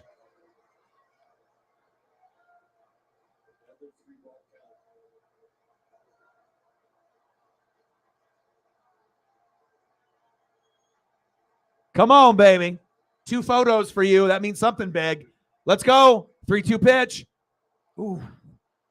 Woo. Chopped foul down third base. And a lot of times when you know you're a Hall of Famer, it would be really tough to be like, not swing. You know, bases loaded, no outs. You don't want to be that fucking guy. That's like a Hall of Fame guy that doesn't swing and gets called out looking. But let's see what happens here. He's got a great eye. 3-2 pitch. Right in the zone, which would have been a punch out. Chopped foul. He's fighting, baby. Let's go, Freddie.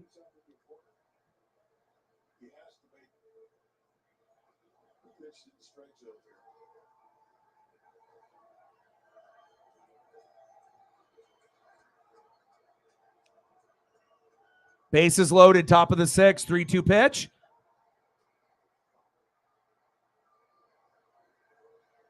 Oh, there's a souvenir. That Dodger fan missed it in the second row. That kid had it. And then, like I said, you have to be crafty. That would have been an amazing souvenir. He's like, fuck, I missed out my Freddie Freeman foul ball. 3-2 pitch. Freddie, another foul ball. Man, Freddie's giving out fucking souvenirs just at this at-bat alone. Pitch count is at 23. How many pitch on this sequence? How many we got? 9? 9 pitches in this sequence out of the 23. Wow. That's some souvenirs there. And it's Freddie Freeman, too. Get a Freddie Freeman ball? Come on. Freddie, another one. 10th pitch. Slider, slider, sinker, sinker, sinker, slider, slider, sinker, sinker, slider, sinker, sinker. Sinker, slider. Woo. Here we go. We're tied at 3. Top of the 6th. Bases loaded. Hall of Famer. Freddie Freeman. 3-2 pitch. Pitch number 11 at the at-bat. Let's go, Freddie. Come on, Freddie. Fuck, he popped up foul. Good. Oh, baby.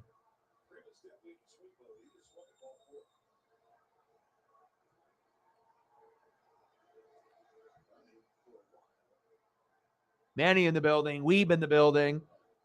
Plug boy Johnny in the building. Let's go. Come on, baby. Multiple pictures for your at-bat. I mean, that's got to be a good sign. Come on, baby.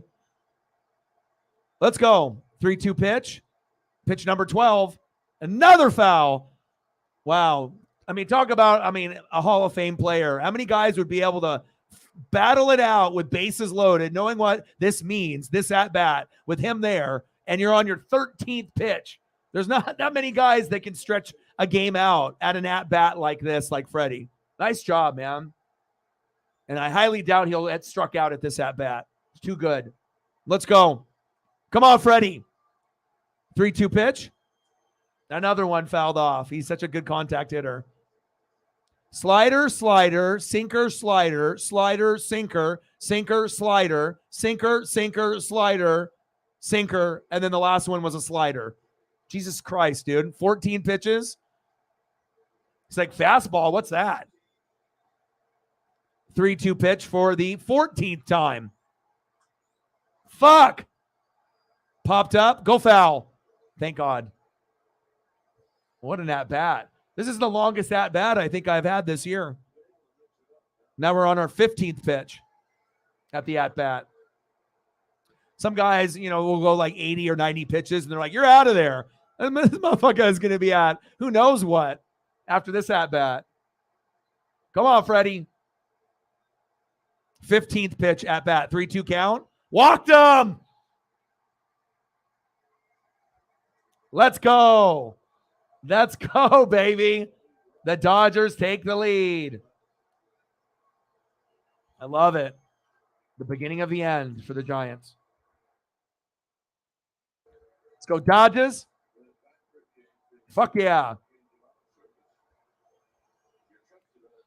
Before, when the Dodgers were down, right? And then you saw a possibility of things maybe coming back, and here we are. Before, after, before, after. Let's go. Let's go, baby. Got me feeling like Joe Dirt. Life's a garden, dig it. Let's go, baby. What a comeback. 4-3, and they're still going to be pouring it on. Let's go. $8. Let's get to a hundo. Let's do it. 92 to go. And you got to think every single graphic and every single thing that you see, that's me. You know, I'm fully producing the show on the fly with everything. It's not like coming from somewhere else. So, I mean, there's a lot of effort involved.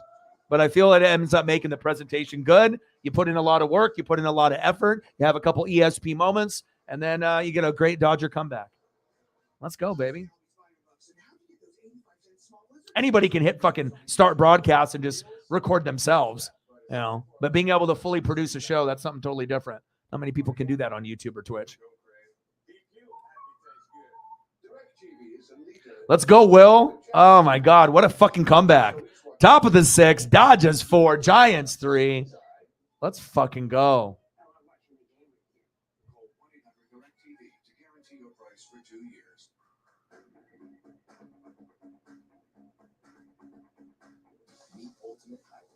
And hopefully we can get some goats to come through too. All right, let's take a look at the sub count to see where we're at. We're trying to get to 20,000. So we're at 19,809. So if you haven't subbed to the channel and you like what you see and you enjoy the broadcast, it's going to be all year and every year moving forward. I started last year on the MLB and we had some really good success, and we're going to continue on. So we need 191. 191 subs away from 20K.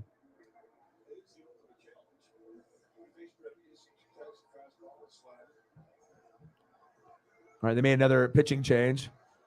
Babia. All right, John. 6 games, 1-0 record.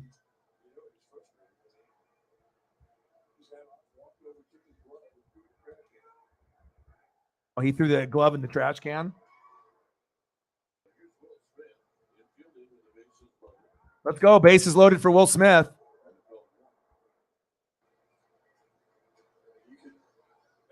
Top of the 6, 4-3. Dodgers up after being down 3-0. Lost last night on the stream that I did 5-0. So this feels good. You know, this is Dodger baseball. This is, you know, we're not supposed to be fucking 6-5 right now. Pitches outside, 1-1 count. And this one, I mean, there's a good chance the Dodgers could end this game with like 8 to 10 runs. I mean, you would have never thought that if you were watching the first like 3 to 4 innings. A lot can change. Let's go, Will. Will popped up, back. Caught, tagged up. Another run scores. Runners advance on the corners, baby. 5-3 Dodgers. Let's go. That's Dodger baseball. My dad's happy. Next up, third baseman, Mad Max Muncy. Solo home run in the 5th. Can he do it again? It wouldn't surprise me. Top of the 6, Dodgers 5, Giants 3. Runners on the corners. 1 away. Mad Max only batting 200. All or nothing. And I guess it was everything in the 5th because he went yard. Let's go, Max. Had a big grand slam in a couple games before that as well. Before that 5-0 loss to the Giants yesterday. He's an exciting player. Like I said, if you're talking about, you know, Mookie and Freeman, you know, they kind of do it in a certain way where you get those key RBIs and home runs, but Max does it with a flair. You know what I mean? He's got a kind of a swagger to him. He's a shit talker. There's no doubt. You know, if you talk shit to him, he'll talk back. And he knows the Giants fans hate him, and Dodgers fans, Giants fans usually don't get along. So there's a lot of banter and shit talking back and forth. But let me tell you, Mad Max comes in the clutch. Not all the time, but when he's in the zone, he's in the zone. Let's go, Muncy. 2-0 pitch.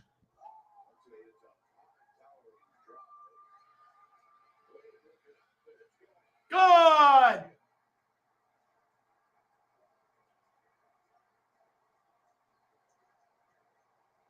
When he's on, he's on. 8-3 Dodgers. 3-run homer by Mad Max Muncy. I mean, you know, my phone line is open. MLB, ESPN.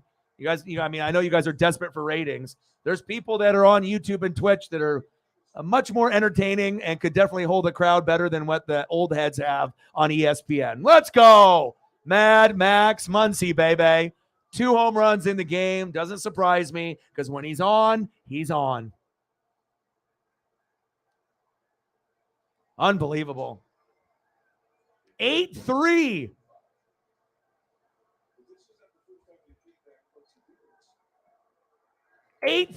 After being down 3-0. It's beautiful.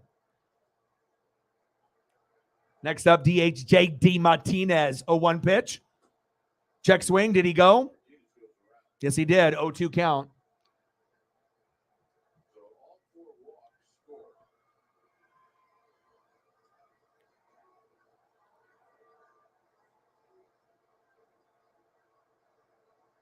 Oh, 2 pitch. Check swing again. 1-2 count. I mean, there's a reason people come to this channel to get sports advice and do betting. You know, sometimes people make the bets before talking, but I mean, I always try to steer people the right way, and I'm not biased. So I think that's why I can win money, and I help people win a lot of money because I never have my heart attached to any fucking bet or team. I just call it how I see it, even if it's like my team sucks. I'm not going to bet on my team if I know they're going to lose just because of the pride thing. You know, you just have to look at the matchup and, see what do you really honestly feel. Like if you weren't fans of either team, who's going to be able to come out? And usually, from the starting pitching, it's one thing. And then once the starting pitching is out, it's a crapshoot. A lot of times mid relievers and bullpens are shit. There we go, baby. 8-3 Dodgers and another pitching change. Life is good. Let's go.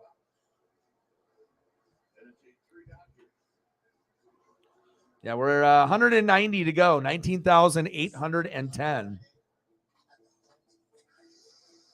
And I do this full time. So anyone that can, like, sub, comment, share, if you're on Twitter with me and you follow me there, any little thing that you can do will definitely help. And yeah, any support that we can get. I mean, I feel that we are the most underrated sport channel on YouTube, 100%. Like I said, I've been grinding for 11 years. This is my 7th year, and I don't really feel there's a channel like this. We got a really special group, and like I said, it's just about being able to fight the algorithm and then to be able to kind of find my way. And considering I do everything too, NFL, college football, NBA, college hoops, baseball, NASCAR, wrestling, WWE, AEW, NJPW, ROH. I mean, there's really nothing that we don't do. So lots of reading, a lot of film study, but when you do love something, it's not really, you feel it's a job, it's a passion. So it's a dream. And I sold a Jordan rookie card worth like 20, 30,000, to get everything going. So that's another thing too. Let's go. But if I had a chance to either keep the Jordan card or do it over again, I would do it again. It's like when you have dreams, you got to be able to act on them. You got to put on that grind and that hustle, and you got to be consistent. That's facts. And I think I've done 1,600, 1,700 live streams or videos since 2017. So that's quite a bit. Dodgers 8, Giants 3. As we're in the top of the 6, 2 outs. Let's keep it moving, baby. Next up, center fielder, James Outman. New pitcher for the Giants, Ross Stripling.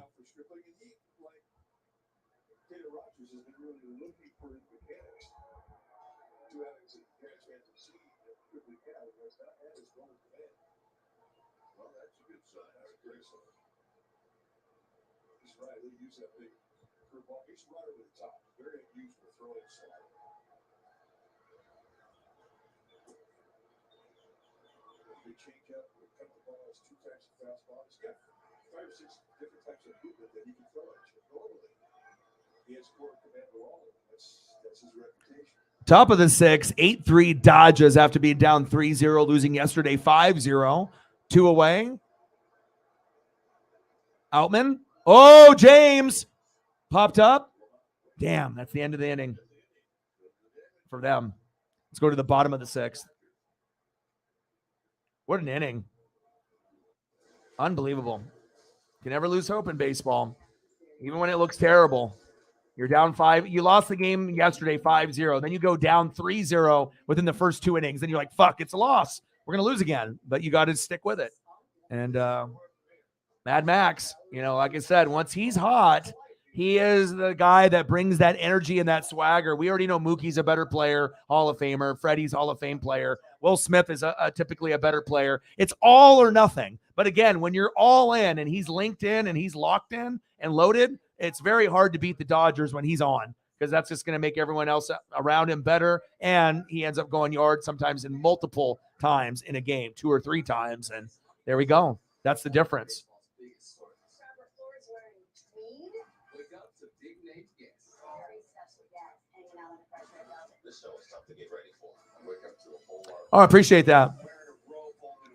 Yeah, I mean, like I said, if you compare my channel compared to any other, I really feel I put in more work than most, because like I said, with the work that I end up doing here on stream with the prep, usually it was about hour and a half, and then the show, and then usually each day, I'm trying to keep up on everything that's going on. So I'm never going to steer anyone the wrong way. If I can help people win money and place bets and do all that, and do ESP and come up with some predictions and cover as many things as possible, I'm definitely going to do it. All right, next up for the Giants in the bottom of the 6th.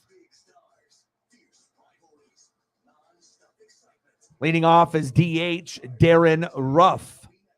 Batting second in the order, second baseman David Villa. And batting third, center fielder Mike Yastrzemski.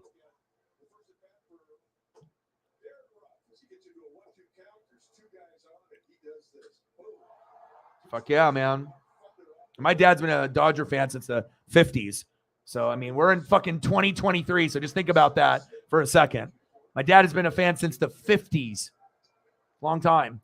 So the history that I have and the connection I have with this team with my dad. I mean, obviously I'm a Mariner fan because I met Griffey in 89, his rookie year. But I did meet Koufax when I was 10 in 92. So meeting 2 superstar famous Hall of Fame players, 2 of the best that ever played at their position, and both being lefties. It's just a special thing, man. And it made me who I am today with the Northwest Sports Fanatics. If I didn't meet Griffey and Koufax, maybe I'm not here today.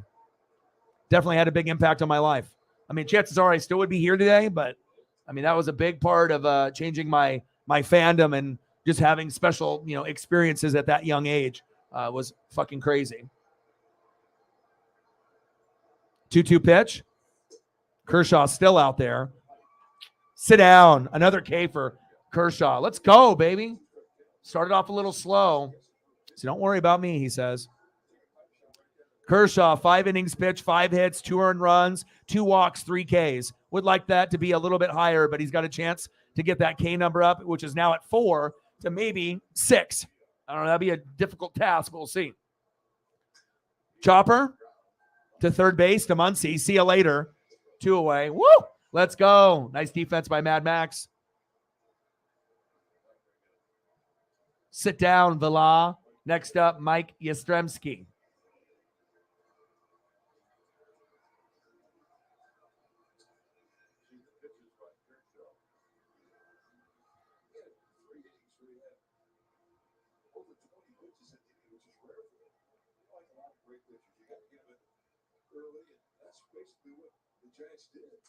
He said Sonny Koufax. Yeah, Sandy Koufax was my dad's hero. So to meet my dad's hero and my hero when I, besides my dad being my hero, but with Griffey, to meet Griffey in my 1st grade and meet Koufax in 4th grade, I don't know if it gets any better than that. He said Sonny Koufax, Big Daddy. That's actually a good movie. Watched that movie about a month ago. I've seen it many times, but sometimes they'll throw that bitch on like TNT or TBS, and you'll just be bored. Maybe you're stoned, maybe you're not. Yeah, fuck it. Let me watch this. 2-1 pitch. Kershaw. Chopper to first. Get his ass. There we go. Let's go to the top of the 7th, baby. Nice job. Nice job, Clayton. Known as a passionate artist, known for loving the outdoors, known for getting everyone together, No one wants to be known for cancer, but a treatment can be. Keytruda is known to treat cancer. FDA approved for 16 types of cancer, including certain early-stage cancers. One of those cancers is triple-negative breast cancer. Keytruda may be used with chemotherapy medicines as treatment before surgery, and then continued alone after surgery when you have early-stage breast cancer and are at high risk of it coming back. Keytruda can cause your immune system to attack healthy parts of your body during or after treatment. This may be severe, leading to death. See your doctor right away if you have cough, shortness of breath, chest pain, diarrhea, severe stomach pain, severe nausea or vomiting, headache, light sensitivity, eye problems, irregular heartbeat, extreme tiredness, constipation, dizziness or fainting, changes in appetite, thirst or urine, confusion, memory problems, muscle pain or weakness, fever, rash, itching or flushing. There may be other side effects. Tell your doctor about all your medical conditions, including immune system. I mean, normally I'm reading and I'm watching the games at that point. So, I'm not going to necessarily do picks, but when I end up doing this show, if people end up, having questions, I try to answer them at that time. But unless they ask me like in, the day before, if I have the information, but sometimes things change, like batting order, that shit kind of matters, who's going to be in the lineup, if there's any last minute changes. But, like I said, I try to follow every single team in every single sport, but primarily NFL, I feel I got that on lock. College football, I got that on lock. MLB, I got that on lock. I don't watch all NBA, but I feel even with the limited NBA I watch, I have a good gauge and pulse on it. I think I could use a little bit more on NHL and soccer. And then wrestling, that's a lock. I'm always following that as well. So I'm a busy guy, man. Like I said, I usually try to, read as much as possible to give people as much help as I can and be able to have the knowledge to pass on the channel as well. 8-3 Dodgers, top of the 7th. Vargas in the box. And that big over-the-top 12-6 curveball really sets up a high fastball across the line. So if he's getting that curveball over, that high fastball is a good pitch. 1-0 pitch outside, 2-0 count.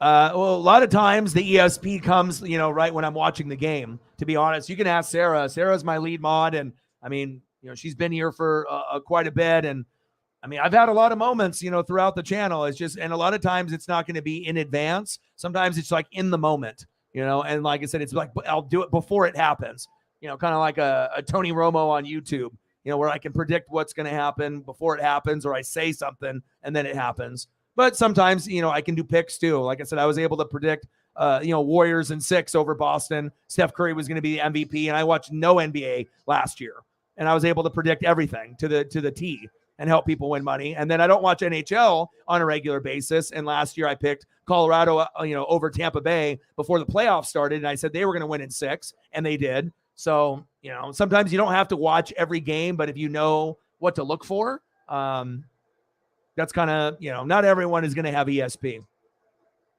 Top of the 7th, 8-3 Dodgers, runner at first. We got Trace in the box.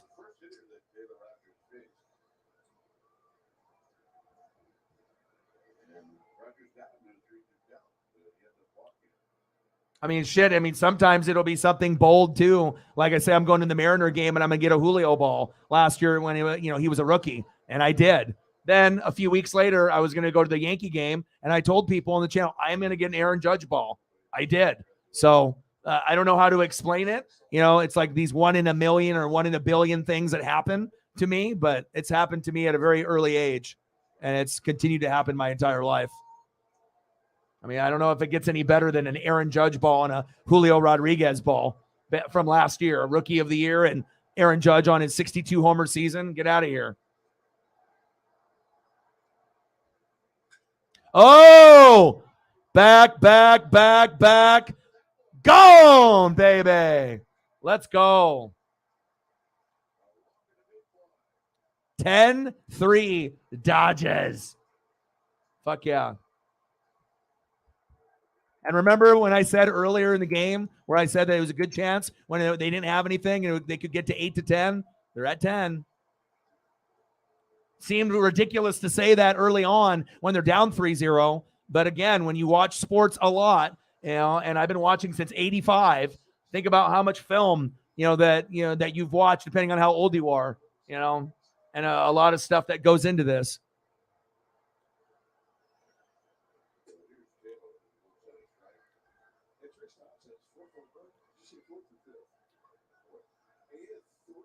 I mean, sometimes it's subtle, with the things that are said, and then, a couple of things, happen, and then it happens, and it may not seem like a big deal, but again, every little thing in sports matters, and momentum is a real thing. Sports psychology is a real thing. Listening to the fans and getting that energy, momentum, Uncle Mo, the shit exists. You know what I mean? Momentum might last, a play, but it could last a quarter or a whole fucking game. It's like being on fire in NBA Jam or NBA Hang Time or NFL Blitz, where you're fucking you're lit. There's nothing that's going to stop the momentum. It just keeps going and going and building and building. 10-3 Dodgers, top of the 7th, 1-2 count. All right, come on, Taylor. 1-2 pitch to Chris. Chopped. Down third base. Good defense. J.D. Davis with the out. One away. Nice job. Good defense by J.D. I'll give love. I don't have to be a hater. Nice job.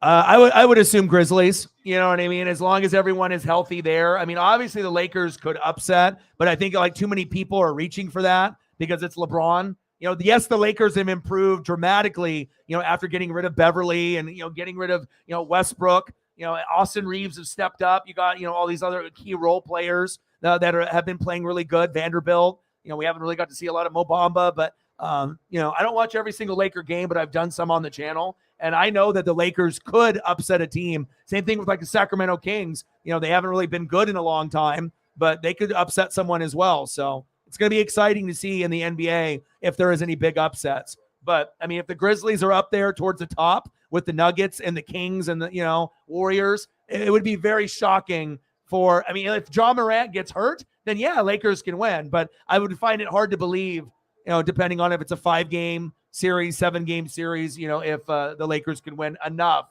to beat the Grizzlies, unless a major injury happens. But again, if Davis is on, LeBron is on, and they get a good help from their bench, which is sometimes a question mark, we'll see. Remember, it did take them to overtime just to get in. So, for them to think, oh, they're going all the way, we can pump the brakes on that. But you never know. You know what I mean? But I highly doubt the Lakers are going to make a deep run. But again, remember, they were sitting like in 13th place. So we said after the trade deadline, they're making the playoffs, right? But how far can you go? That's the question. And I don't have enough information to give an appropriate answer to help people make money. So, all right. $8.92 to go, unless you want your boy to be homeless and eat fingernails for dinner. Let's go. Top of the 7th, 10-3 Dodgers.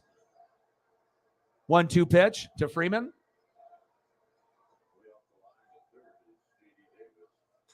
Freeman popped up. Nice catch. Let's go to the bottom of the 7th.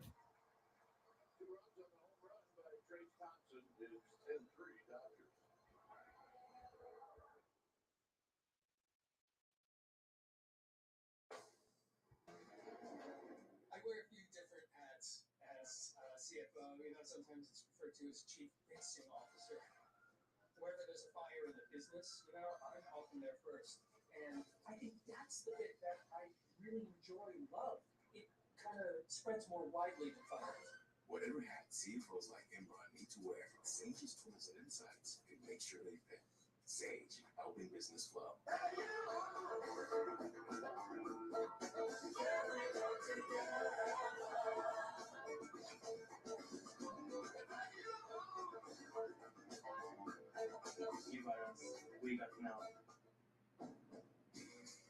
Invention is an act of determination. Go where you couldn't before. Let's see who's next up for the Giants. That's why Honda engineers didn't just redesign the Pilot Trail Sport. They built the most off-road capable Honda SUV ever. The all-new Pilot Trail Sport. All right, in the bottom of the 7th, 10-3 Dodgers, 1 for 2 and a run, leading off for San Francisco, Joey Bart, the catcher. I would assume batting second in the order unless they make a change. Elio Ramos, left fielder. And then batting third unless they do make a change. Aro Estrada. So we'll see. And obviously Kershaw's out. New pitcher is Almonte for the Dodgers. Yency.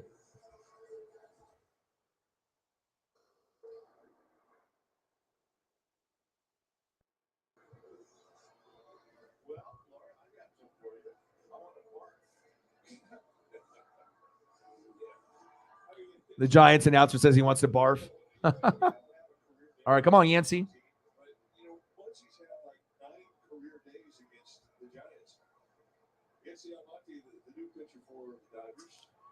First pitch, chop foul. Come on, Yancey.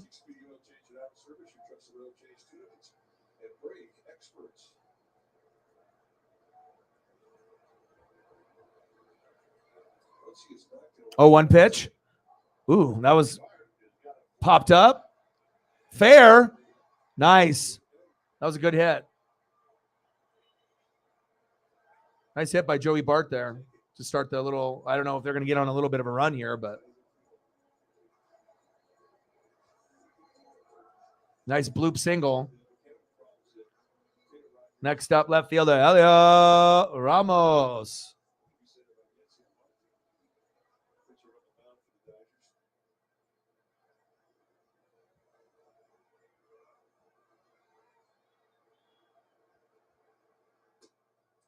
First pitch inside. 1-0 count.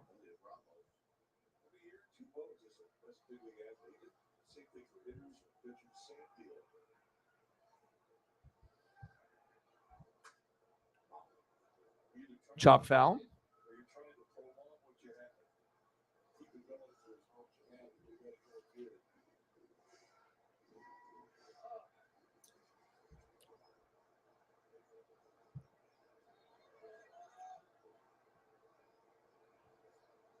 One pitch. Another base hit. Bart and Ramos with back-to-back knocks. Bottom of the seventh, 10-3 Dodgers. No outs. Now they're at the top of the order with Estrada. 3 for 3, or excuse me, 333 average, 1 for 2 today. Single walk and a run.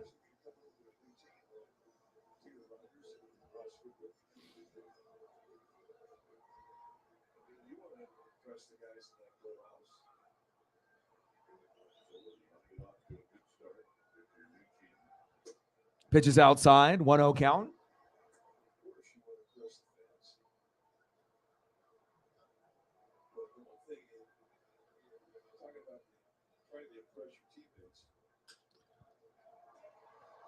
Here we go, double play, 1. Oh, runner at first is safe.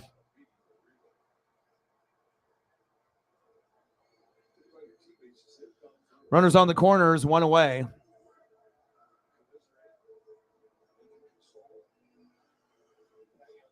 Next up, first baseman Wilmer Flores.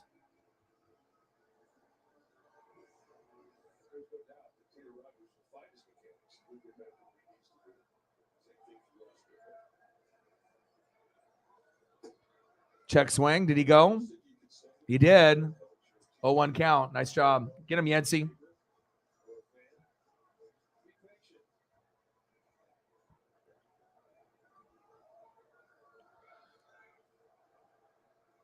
Oh, 1 pitch. Pitches outside. 1-1 count.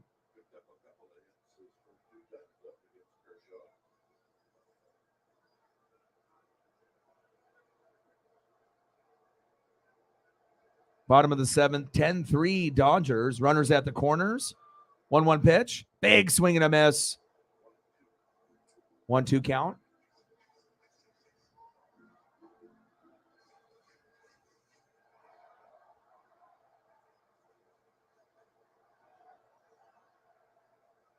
Come on, Almonte.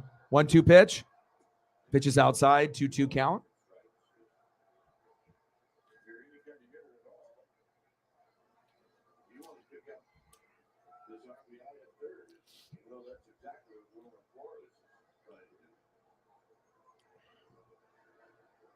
Bottom of the seventh, 10-3 LA after being down 3-0. Runners at the corners, first and third.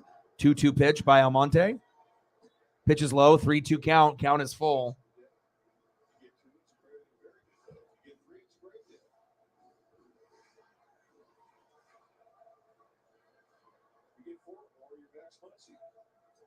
Come on, Dodgers. 3-2 pitch. Cracked foul. Oop, that's a souvenir. Grab it.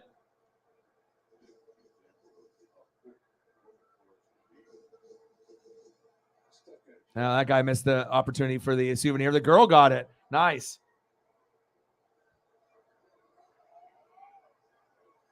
That girl battled it out with two other dudes there and got the foul ball. Nice job. Chopped. Another base hit. 10-4 Dodgers. Nice little rally for the Giants.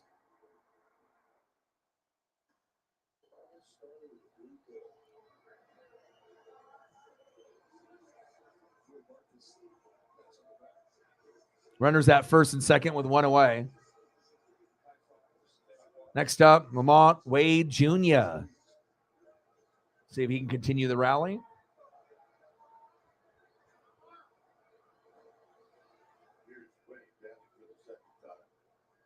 First pitch is high. 1-0 count.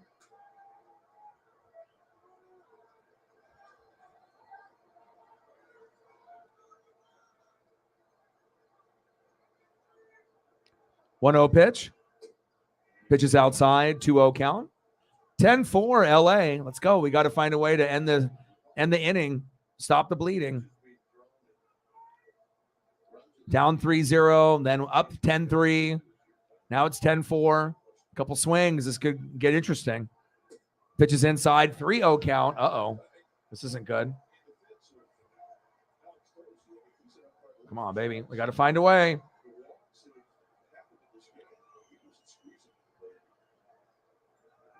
.30 count.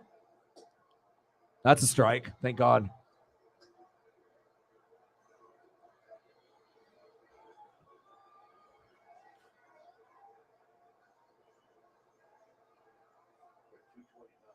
.31 pitch. Another strike. 3-2 count. Count is full. Come on, Dodgers.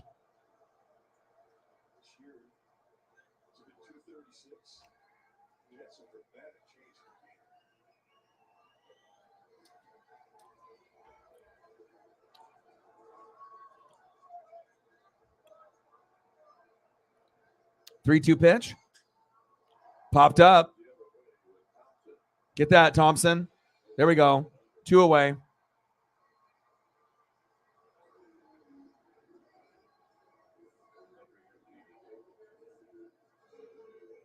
Next up, J.D. Davis.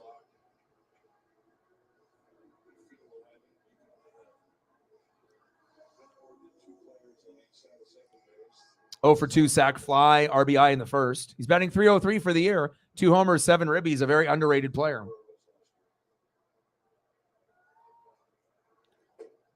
Pitches inside, 1-0 count.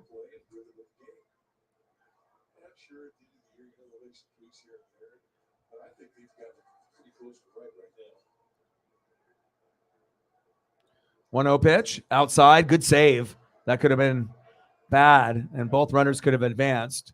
Good save by the catcher. Nice job by Will Smith. Good defense. Nice job, Will. 2-0 pitch. Big swing and a miss. 2-1 count. Davis takes a strike.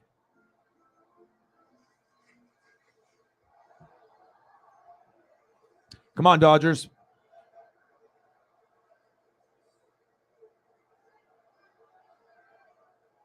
.21 pitch. Popped up. Foul. 2-2 count.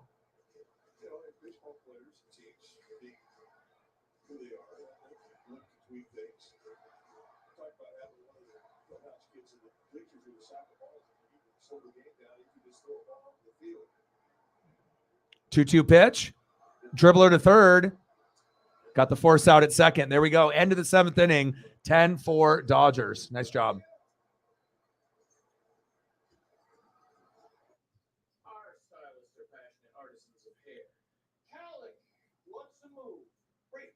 Trim it above the natural I'm going to top of the 8th. Heads up, lumpy head. iPhone 14 Pro? Switch to T-Mobile, you get one on there. Do you have T-Mobile? And Apple TV Plus included. Got that? Wow. Well, join T-Mobile and get the powerful iPhone 14 Pro with Apple TV Plus on us.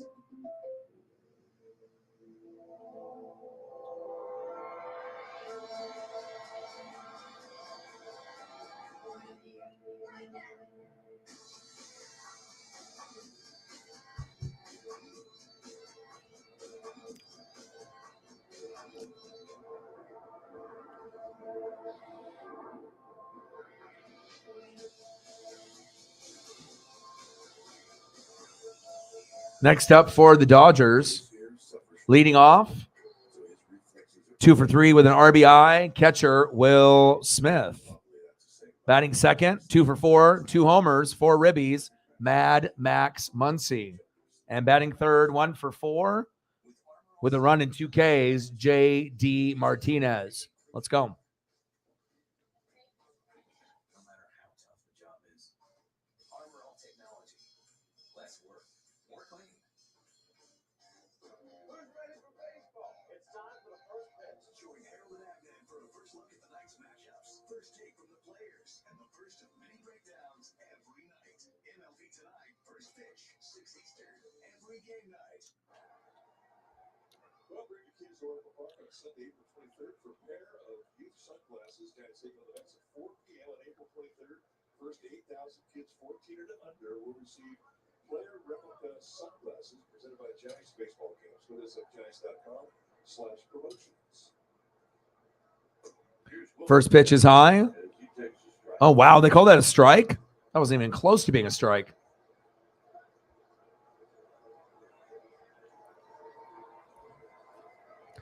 Top of the 8th, 10-4 Dodgers. 0-1 count to Smith. Good eye. 1-1 count. 333 average. 404 OBP. Slugging 641. 3 homers, 12 ribbies so far this season for Will Smith. 1-1 pitch. Outside. 2-1 count.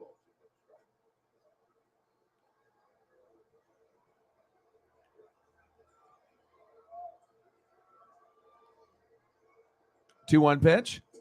Outside. 3 balls and 1 strike.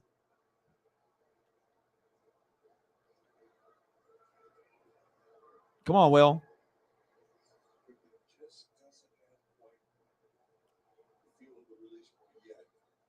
3-1 pitch. Ooh, it almost hit him. Or did it? They walked him. Will Smith goes to first. Next up, third baseman, Mad Max Muncy. 2 homers today.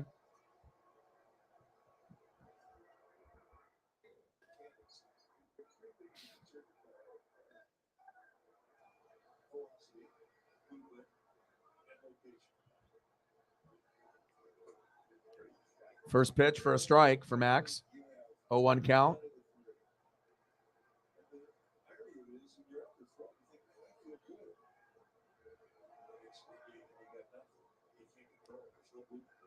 Oh, 1 pitch. Pitch is low. 1-1 count. Let's go, baby. Great comeback for the Dodgers, considering they were down 3-0 in the second, and then they ended up going up 10-3. They're starting to slice into the lead a little bit, but hey, they still got a 6-run lead, so I love that. Muncy fouls it off. He's the MVP today. 2 homers. When Mad Max gets hot, I mean, it's lights out, baby.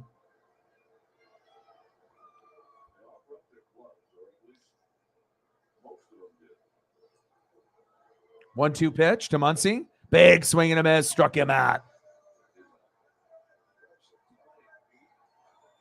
Next up for the Dodgers, 1 away, J.D. Martinez, the DH.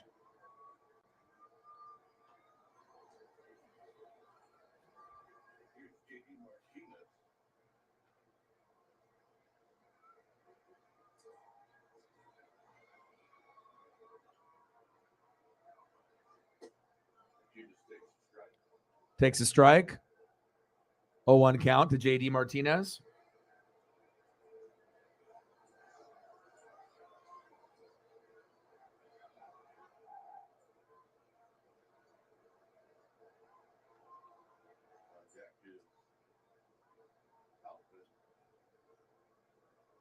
Stripling with the pitch. Foul. 0-2 count.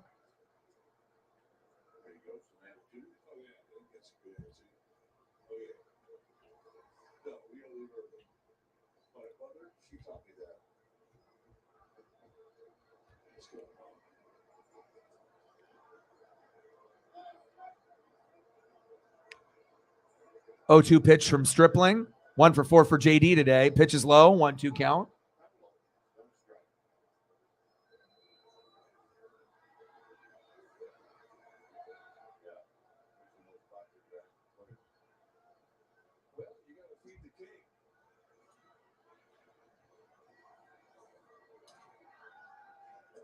Pitch is low. 2-2 count. 2 balls, 2 strikes.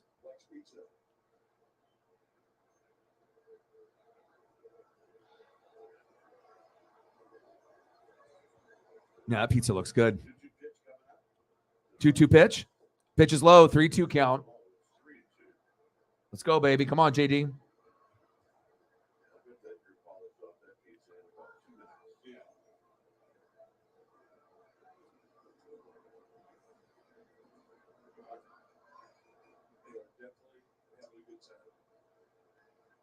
Full count. 3 balls, 2 strikes. Ooh. Going back. Off the wall. Almost a homer. Wow. JD Martinez just inches from a home run. Nice job. Runners at second and third. Nice double there. Next up, center fielder James Outman. What a fucking hit by JD.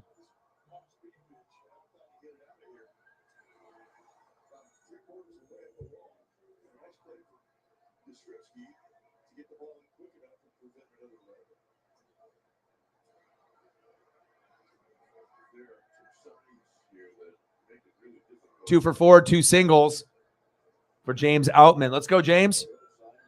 Top of the 8th, 1 out. Runners at second and third. Outman fouls off the first pitch. 0-1 count.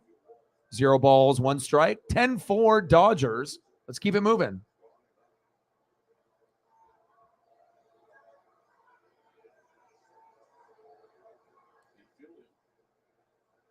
Pitch is low.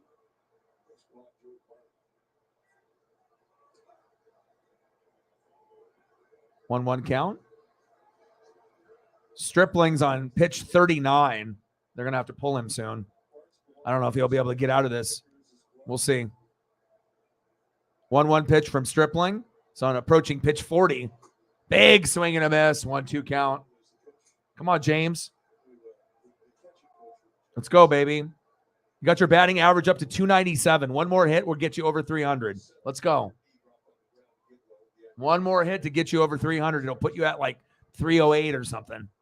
Pitch is low. 2-2 count. You can tell Stripling's getting tired. 41 pitches as like a mid-reliever closer. How many pitches ever they have? 1, 2, 3, 4. Stripling's their 5th pitcher. Big swing and a miss. Got him. Good defense there. Sometimes a good offense is a good defense. Nice punch out.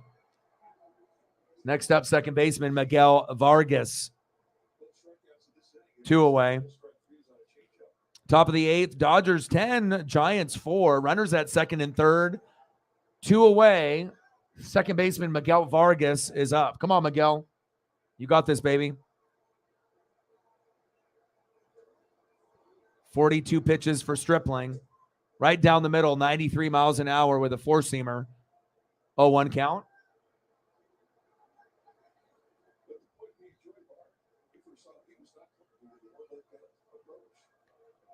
Oh, 1 pitch. Pitch is low. 1-1 count. You never want to leave guys stranded if, even if you're up by 6, you just never know what kind of rally another team can get. I mean, I was watching the Mariners just a couple days ago. We were up 7-0, and then the Cubs scored 8 runs in the next inning after we took the 7-0 lead in like the second or third. So I was like, oh, we might win this game. Yeah, we don't really get 7 runs often as the Mariners, right? And then all of a sudden, Cubs 8 runs in the next inning. I already knew the game was over. Pitching is everything. 1-2 pitch. Vargas popped up, chased that one. Probably should have been more patient. Still 1-2 count.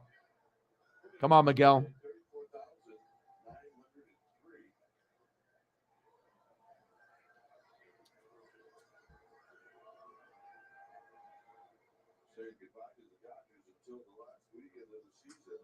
Vargas popped foul. Still 1-2 count. He's fighting.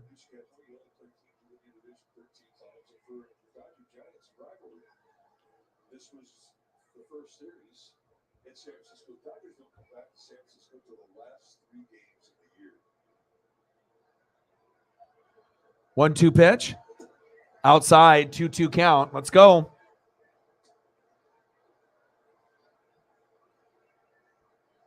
Quickly with 48 pitches.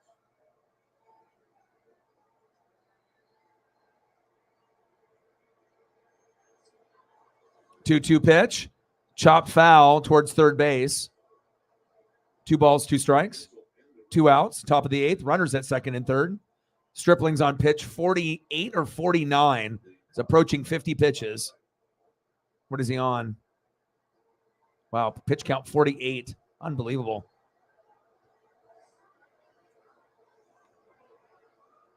Two balls, 2 strikes. 2-2 count for Vargas. Runners at second and third. Pitches outside. Count is full. Let's go. Have that patience, Miguel.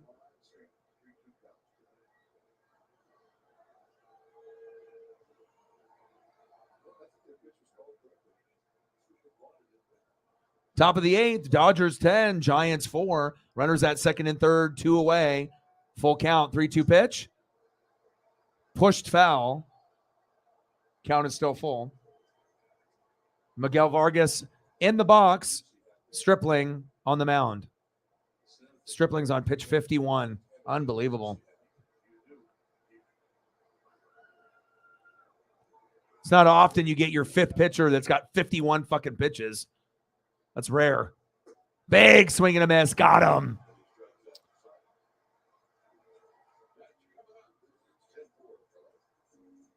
All right, we're going to the bottom of the 8th. If you're going to chill with Woodbridge, then chill.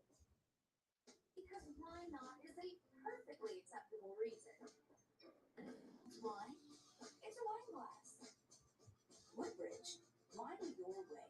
If you've served in the military, first responder, or law enforcement communities, then join GovX.com. On GovX.com. All right, Giants due up next in the bottom of the 8th.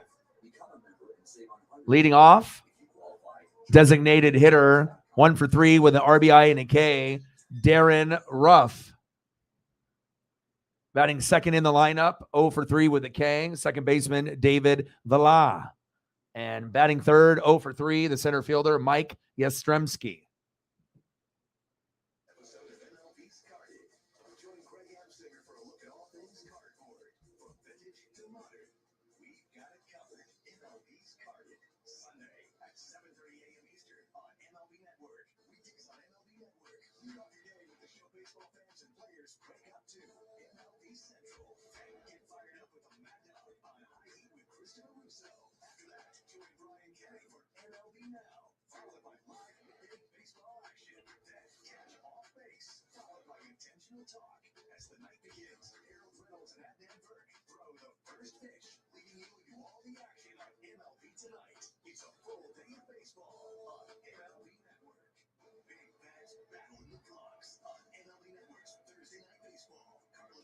Oh, Thursday night baseball. Who is it? Twins and Yankees. That's at 4 though.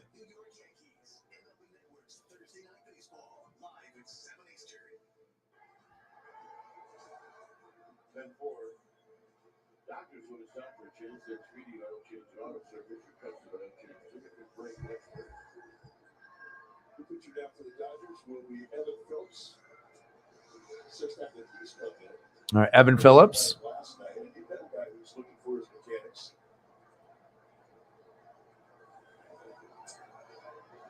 Facing Darren Ruff. First pitch to Darren Ruff. With a swing. Big swing and a miss. 0-1 count. Of course, you see him renewing a high ERA early in the year. That could be good to see. Pitch is low. He could be like 1 ball, 1 strike. He gives up 5 runs, and all of a sudden he's got an ERA in the 6s. Bottom of the 8th, Dodgers 10, Giants 4. After the Giants won yesterday 5-0 and led this game in the second inning 3-0. So huge comeback for LA. Pitch is low. Wow, that was called a strike. 1-2 count. 1 ball, 2 strikes. That was sometimes these umps in their zones. They, it's sometimes it's right on the corner or right on the zone, either on the top end or the low end. But every ump is different. Fouled back. 1-2 count. See if Ruff can get them on another little rally here, and maybe they can get it to like 10-5 or 10-6. I don't think they're going to pull off 6 runs in 2 innings, but you never know. Chopped foul, 1-2 count. See if I can get a Phillips.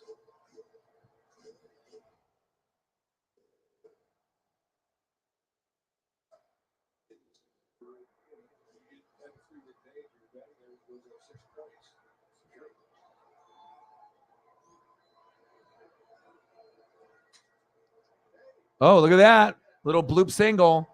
Nice job. All right, Darren, get it going. Sometimes you can just feel the momentum. Like they may not come back and win, but they're going to keep fighting in front of their crowd. Nice little bloop single by Darren Ruff. Next up, second baseman David Villa. Come on, Evan.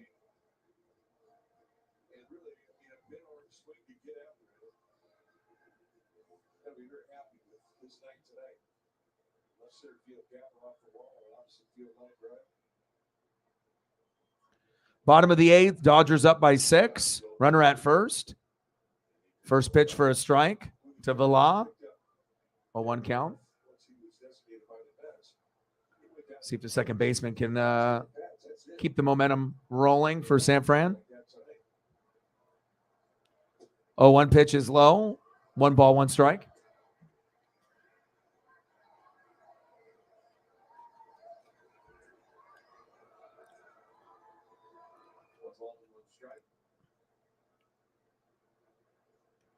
One pitch from Phillips. In the zone. Strike 2. 1 ball, 2 strikes. Let's go. Let's go, Evan.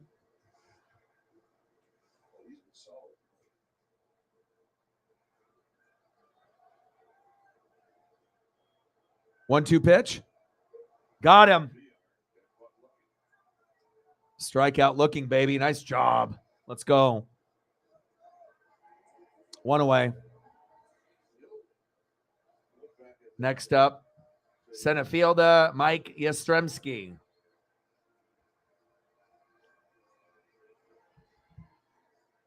For 3, 2 ground outs and a flyout, 250 batting average, 2 home runs, 5 ribbies so far this season.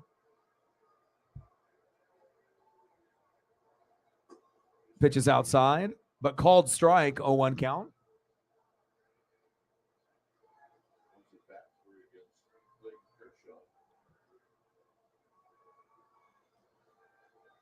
Oh, 1 pitch from Phillips. High and tight in the corner, but call the ball. 1 ball, 1 strike. Bottom of the 8th, Dodgers 10, Giants 4. Runner at first, 1 away. Phillips on his 13th pitch. He's in the zone, man. He's pitching good so far. 1 ball, 2 strikes. I like what I see. Come on, Evan. Close it out. This inning and next inning, baby. Let's go. 1 ball, 2 strikes. 1-2 pitch by Phillips. Check swing, foul for Yastrzemski.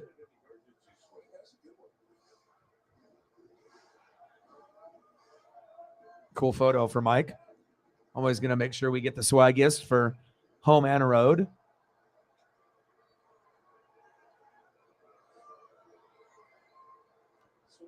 Yastrzemski 0 for 3 tonight. 1-2 pitch, big swing and a miss. Let's make it 0 for 4. Sit down. Another strikeout. Nice job, Evan. 2 away.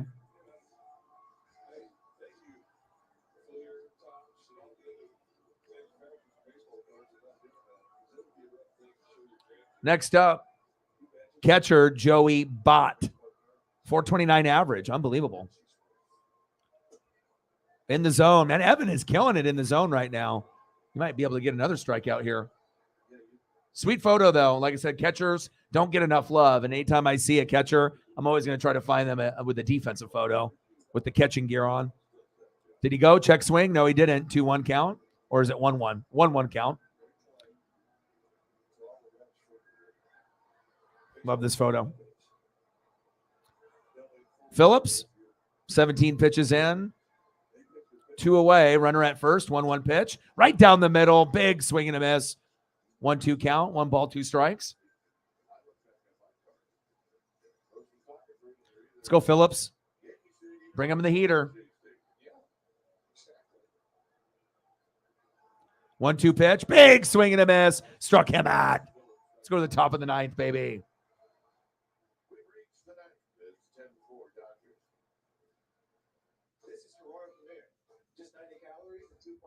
Nice payback from last night. Going to the top of the 9th. What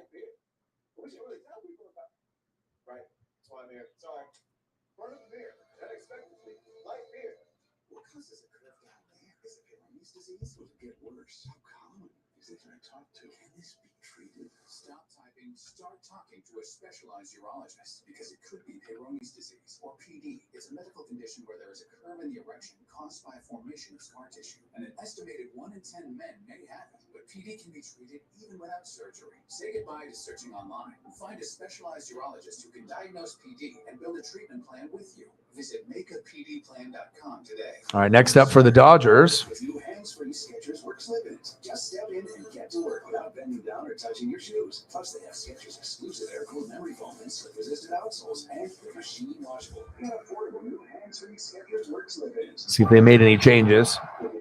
All right, so due up. 1 for 1 with 2 runs, 2 RBIs, and a base on ball. Klay Thompson's brother, Trace Thompson. Batting second in the order at shortstop, 0 for 1 with a run with a base on ball, Chris Taylor. And batting third in the lineup, right fielder, 1 for 4 with a run, RBI, and a base on ball, Mookie Betts. Let's go, Trace.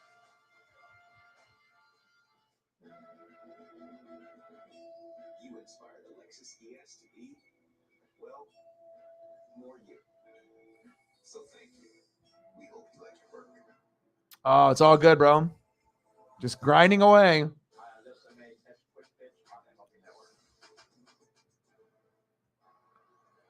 Yeah, so many photos, Jameson. So many, transparent logos, so many photos. It just feels good that I feel like everything, like presentation-wise, is exactly like what I wanted. Like the only thing I needed to improve was the thumbs. Now I got that on lock. So now everything I feel is exactly the way that I want it. I'm always going to give you the freshest backgrounds, the best photos, the HD and the 4K. The transparent logos make a huge difference compared to having a circle or square around whatever logo you put. Those look kind of cheesy. It doesn't look as good. It's not as smooth looking. So, and obviously you just got to keep grinding it out. And the thumbs have turned out really well too.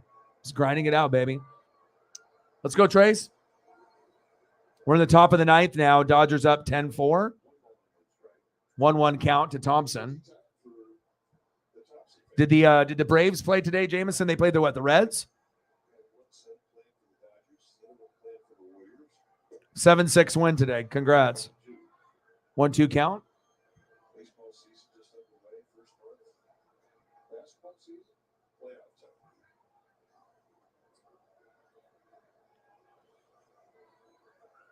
Stripling still in the game. 1-2 pitch. Check swing. Did he go? No, he didn't. 2-2 count. It's crazy, Jameson. This is the 5th pitcher for the Giants, right? This guy's at 55 pitches. The starter, Cobb, went 77. Alexander went 23. Rogers went 30. Brebbia went 10, and then the fifth guy went second highest, 55. 55. Have you ever seen a guy fifth in the order with 56 pitches? The fifth pitcher in with 56? I don't know if I've ever seen that. I mean, I've seen guys get up there, with maybe 20, 30, 40, but 56 for the fifth pitcher? That's pretty wild. 0-1 pitch to Taylor.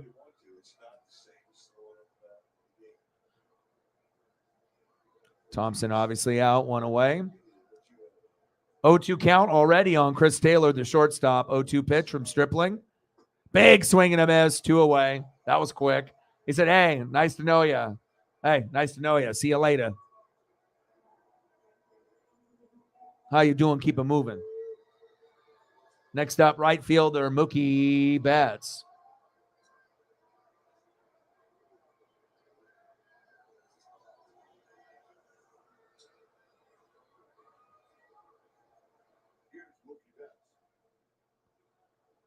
Come on, Mookie.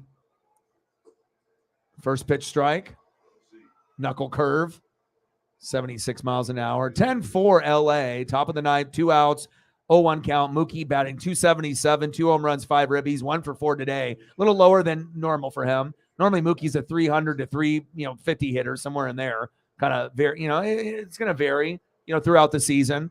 But at the very least, he should be up 270 or higher at the minimum, unless he's on a little bit of a drought, but definitely normally a 300 hitter. 2 balls, 1 strike. Come on, Mookie.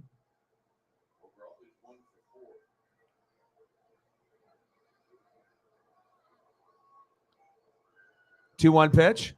Check swing. Did he go? Yes, he did. 2-2 count. I don't think a Mookie agreed with that.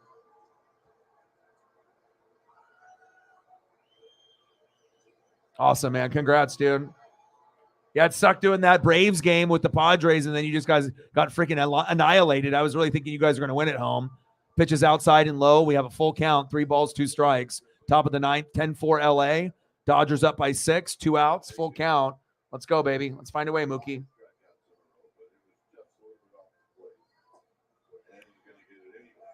Got him. Struck him out. All right, here we go. Crazy Stripling ended up doing so good there. They hung on with him with that 5th pitcher. Maybe they didn't have anyone else. They were just like, fuck it. We're going to go with this guy, and hopefully it doesn't get any worse than it already did. But, all right, we're going to the bottom of the ninth. They're down to their last 3.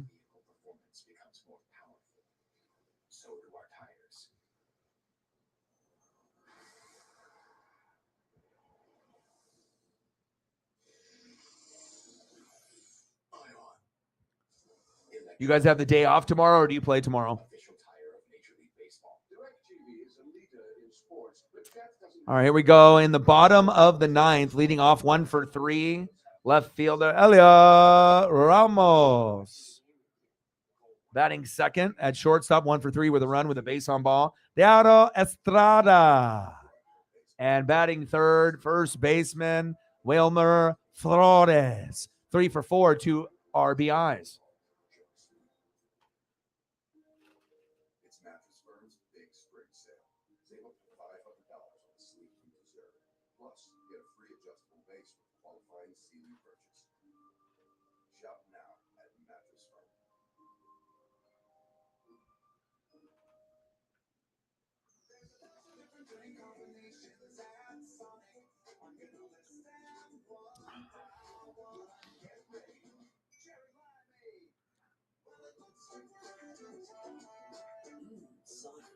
All right, here we go. Bottom of the ninth. 10-4 lead for the Dodgers, leading off Elia Ramos.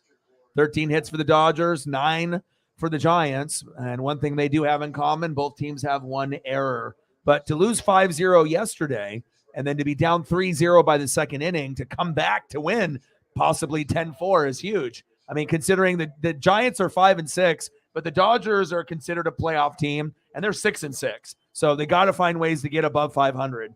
And, it might not be pretty every game, but you want to at least put yourself in a position to win.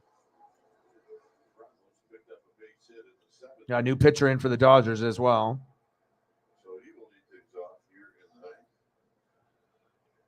Got Bickford.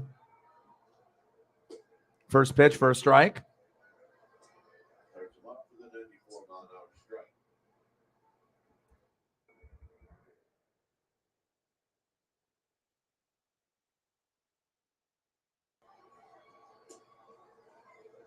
Just off the Did he go? No. 1-1 count. 27 years old. He's in his second year at the big league level. Former first-round pick by the Giants. Come on, baby. Let's go. Draft 18th overall. 1-1 pitch, outside, 2-1 count. Bickford on the mound. Ramos in the box.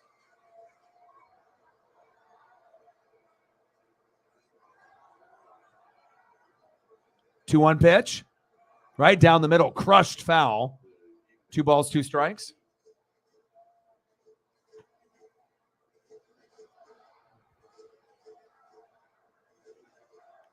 Bottom of the ninth. Dodgers 10. Giants 4.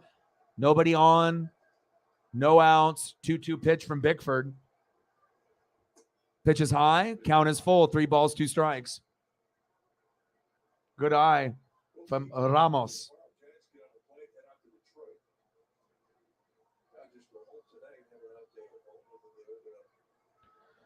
3-2 pitch from Bickford. Get it in the zone, baby. Right down the middle. Right to Taylor. 1 away. Nice line drive. Hell yeah. Next up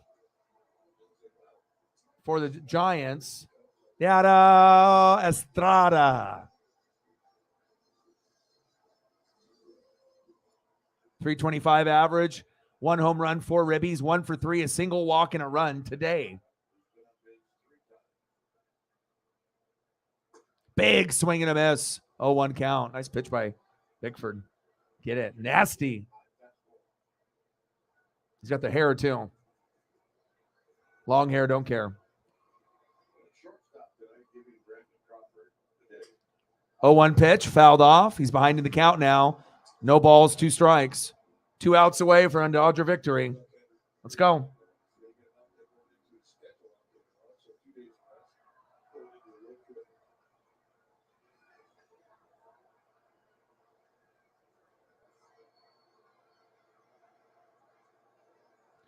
Bottom of the ninth, LA 10, San Fran 4. 1 away, nobody on. 0-2 pitch from Bickford. Outside, 1-2 count.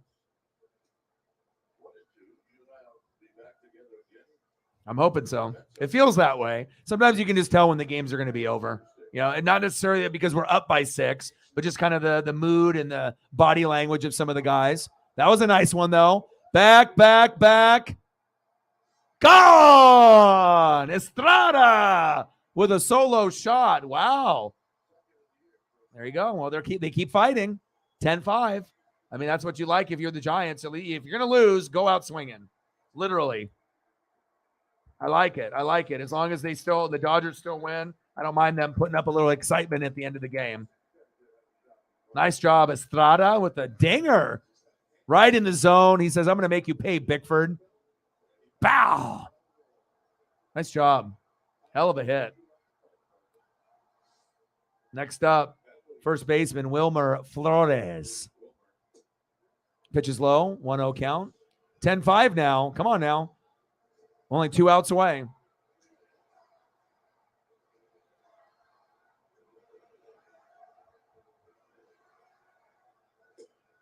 On the corner, 1-1 count.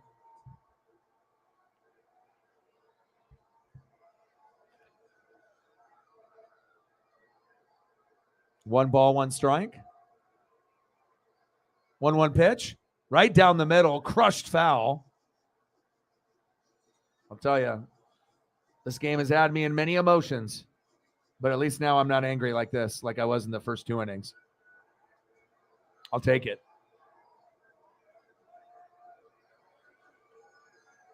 1-2 pitch. Chopped foul. 1 ball, 2 strikes.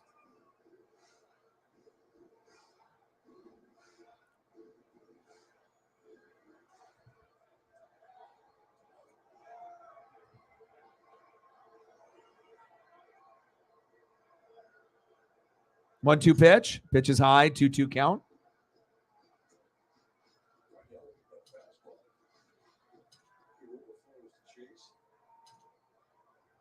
It's a lot of strikeouts above the levels on the chest. 2-2 pitch. Popped up. Foul.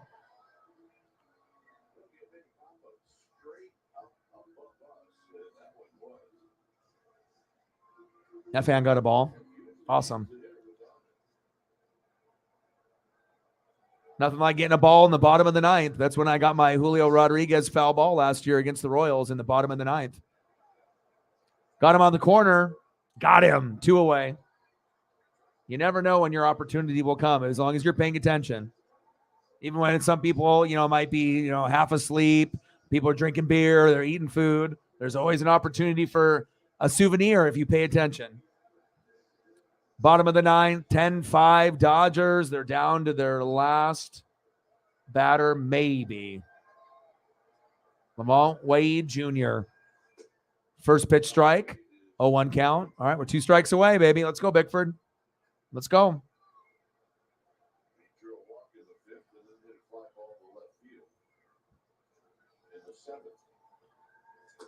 Pitch is high, 1-1 count. And Jameson, you heard that Chase Elliott's going to be back this weekend for NASCAR. Pretty crazy, man. All kinds of stuff happened today. Chase Elliott said he's coming back from Martinsville. Jeff Hardy came back to AEW and debuted tonight. So I got to watch some AEW Dynamite after this is over.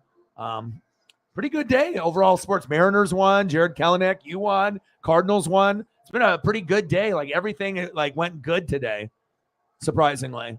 2-1 pitch for Bickford. Low. 3-1 count, 3 balls, 1 strike. Come on, baby. I don't know if we've ever had it where every one of our main GOATs teams won in the same day. It's like my dad's team, my team, your team, Sarah's team. A couple extra things that happen. Not bad. Not bad for a fucking Wednesday. Pitches on the corner, 3-2 count. Count is full.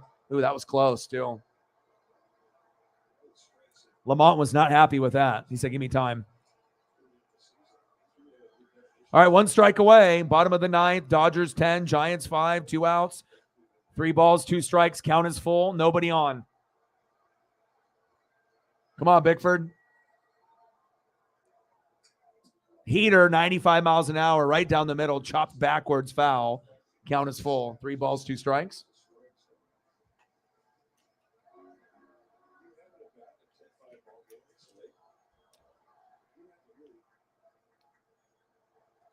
Bottom of the ninth, Dodgers 10, Giants 5, 3-2 pitch. Got him. Let's go. Hell yeah. Nice job, Bickford. 2 out of 3. Let me update the ticker here.